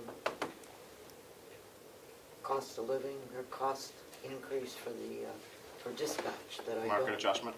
Yeah, whatever you want to call it. Okay. And that has not gone to the commissioners yet. commissioners entertaining that? He just. He just did it. We know nothing about it yet. He just had that today. Okay. And he hasn't come to us with it. The same with the county attorney Right. and the county attorney. other one, violence, domestic violence. If the commissioners entertain that and approve it, we will take it under advisement. Anything else to come before the other business? Well, what about the commissioners? Might as well do that. Would you like to? We certainly can, Representative Umberger. I like the enthusiasm. I thought I was bad, but There's no stopping that, Representative. nope. Not when it comes to budgets, right? All right, so it looks like the commissioner's budget is 144,124. So moved. Thank you, Representative McConkey. Do we have a second? I'll second it. Representative Umberger, any discussion? Clerk, call the roll. Yep, Representative McDonald. Yes. Representative Shays votes aye. Representative McConkey. Aye. Representative Umberger. Yes. Representative Cordelli. Yes. Yes. Yeah, Representative Nelson. Representative Marsh. Yes. Representative Burrows. Yes. Representative Woodcock. Oh, he's not here. Representative Smith. Yes. Chairman Avaloni. Yes. Passes 10 to nothing. It's your pleasure, representatives. Well, might as well go on. Special fees and services? I don't think we had any problems there. I don't think we did. I think we like the adjustments, and some of us will take this up under the nursing home. I'll make a motion. 1286238. Yes. Second. Thank you, Representative Umberger. Thank you, Representative Umberger. Thank you, Representative McConkey. Any discussion? Clerk, call the roll. I just gotta get a quick note of what we're voting on. Special fees and services, 4102, 1286238.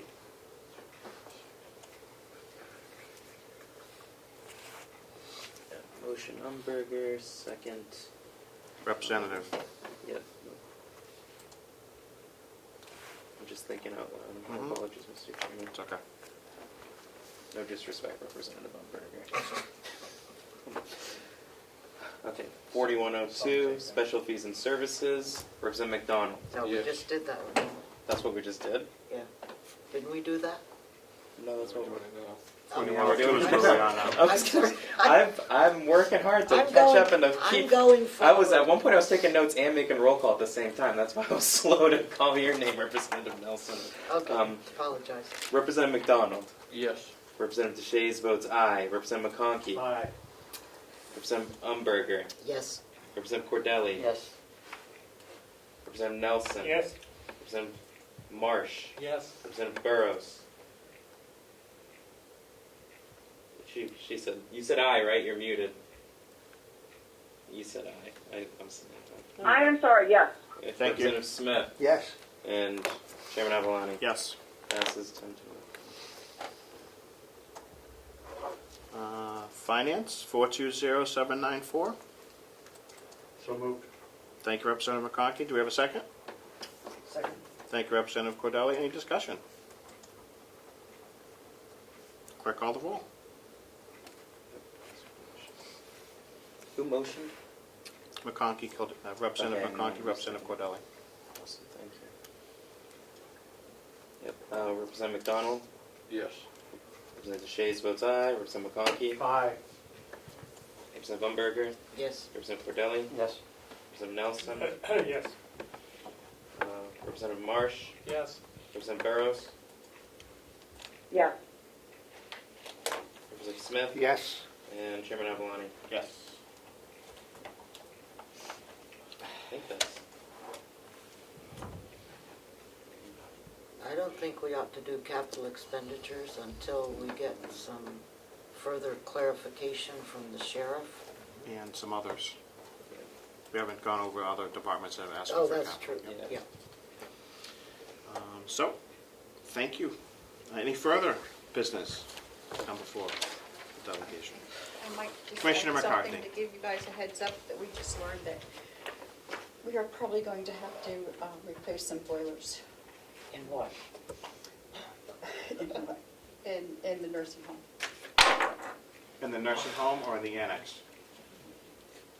Bob's proposal is to take the 2 older ones and put them in the annex, and put the new ones in the nursing home.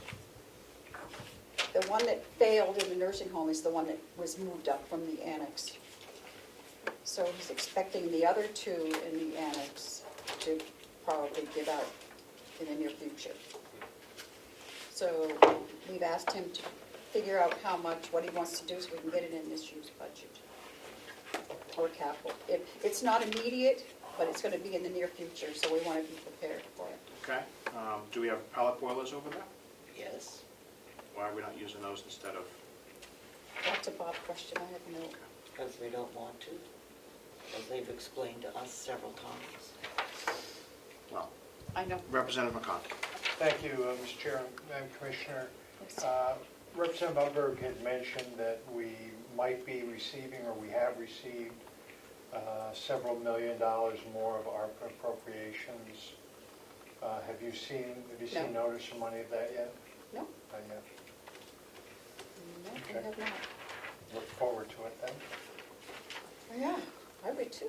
I'm not, I'll Well, find there's a out. possibility that we can fit the boilers in under opera. We have to look into that. We're not sure yet. Depends on how we can do that. Representative Cordelli. Thank you. He beat you.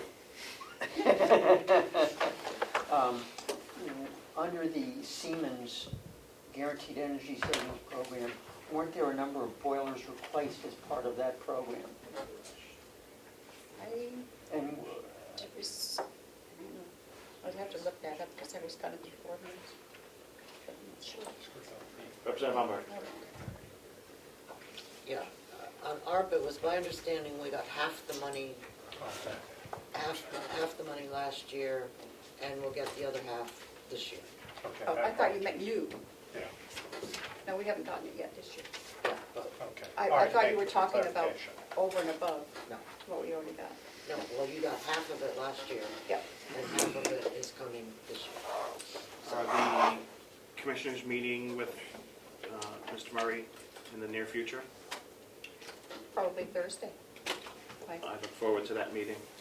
Okay. I won't be able to attend as we have hearings, a lot of us do.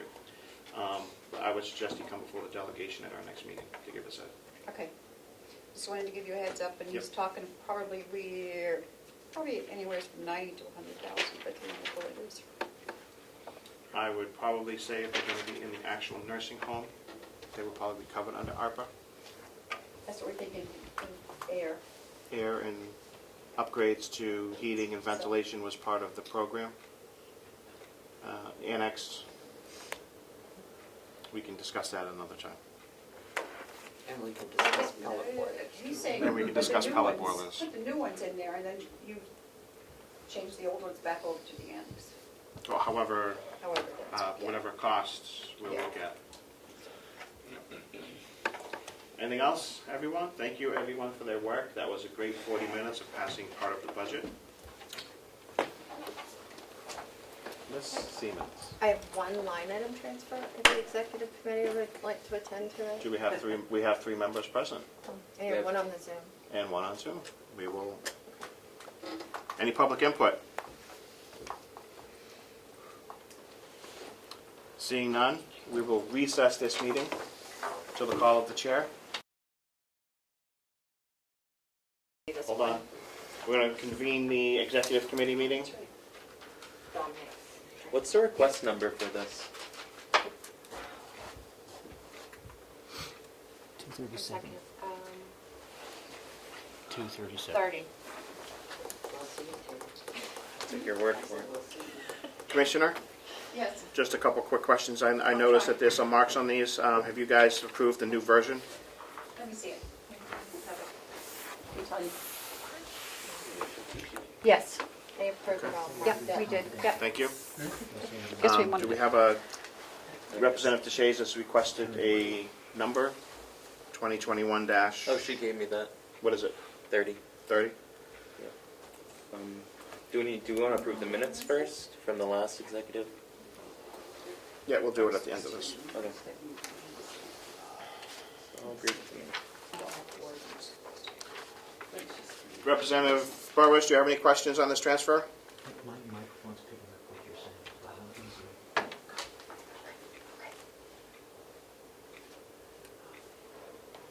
Was that no?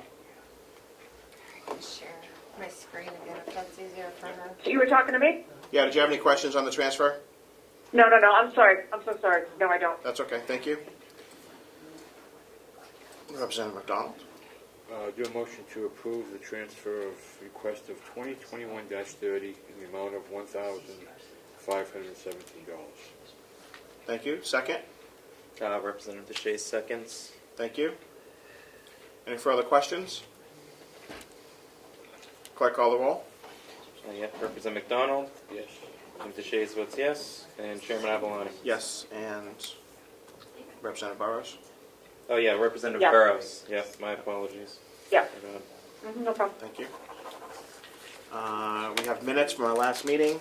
Motion to approve, Representative McDonald. Motion to approve the minutes of January 21st, 2022. Thank you. I'll second. Thank you. Any questions or additions? Looks pretty simple. Yeah. Yeah, Representative McDonald, Yes. Representative Deshae votes yes, Representative Burrows. I don't believe I was there, so I will abstain. Okay. And the chair, yes.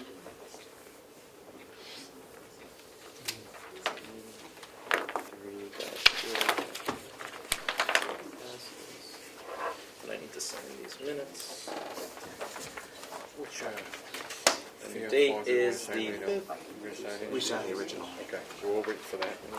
Melissa has the original. Any further business to come before the executive committee? No. Seeing none, we will adjourn the executive committee till we call it again. Look at that. Thank you. 2:40.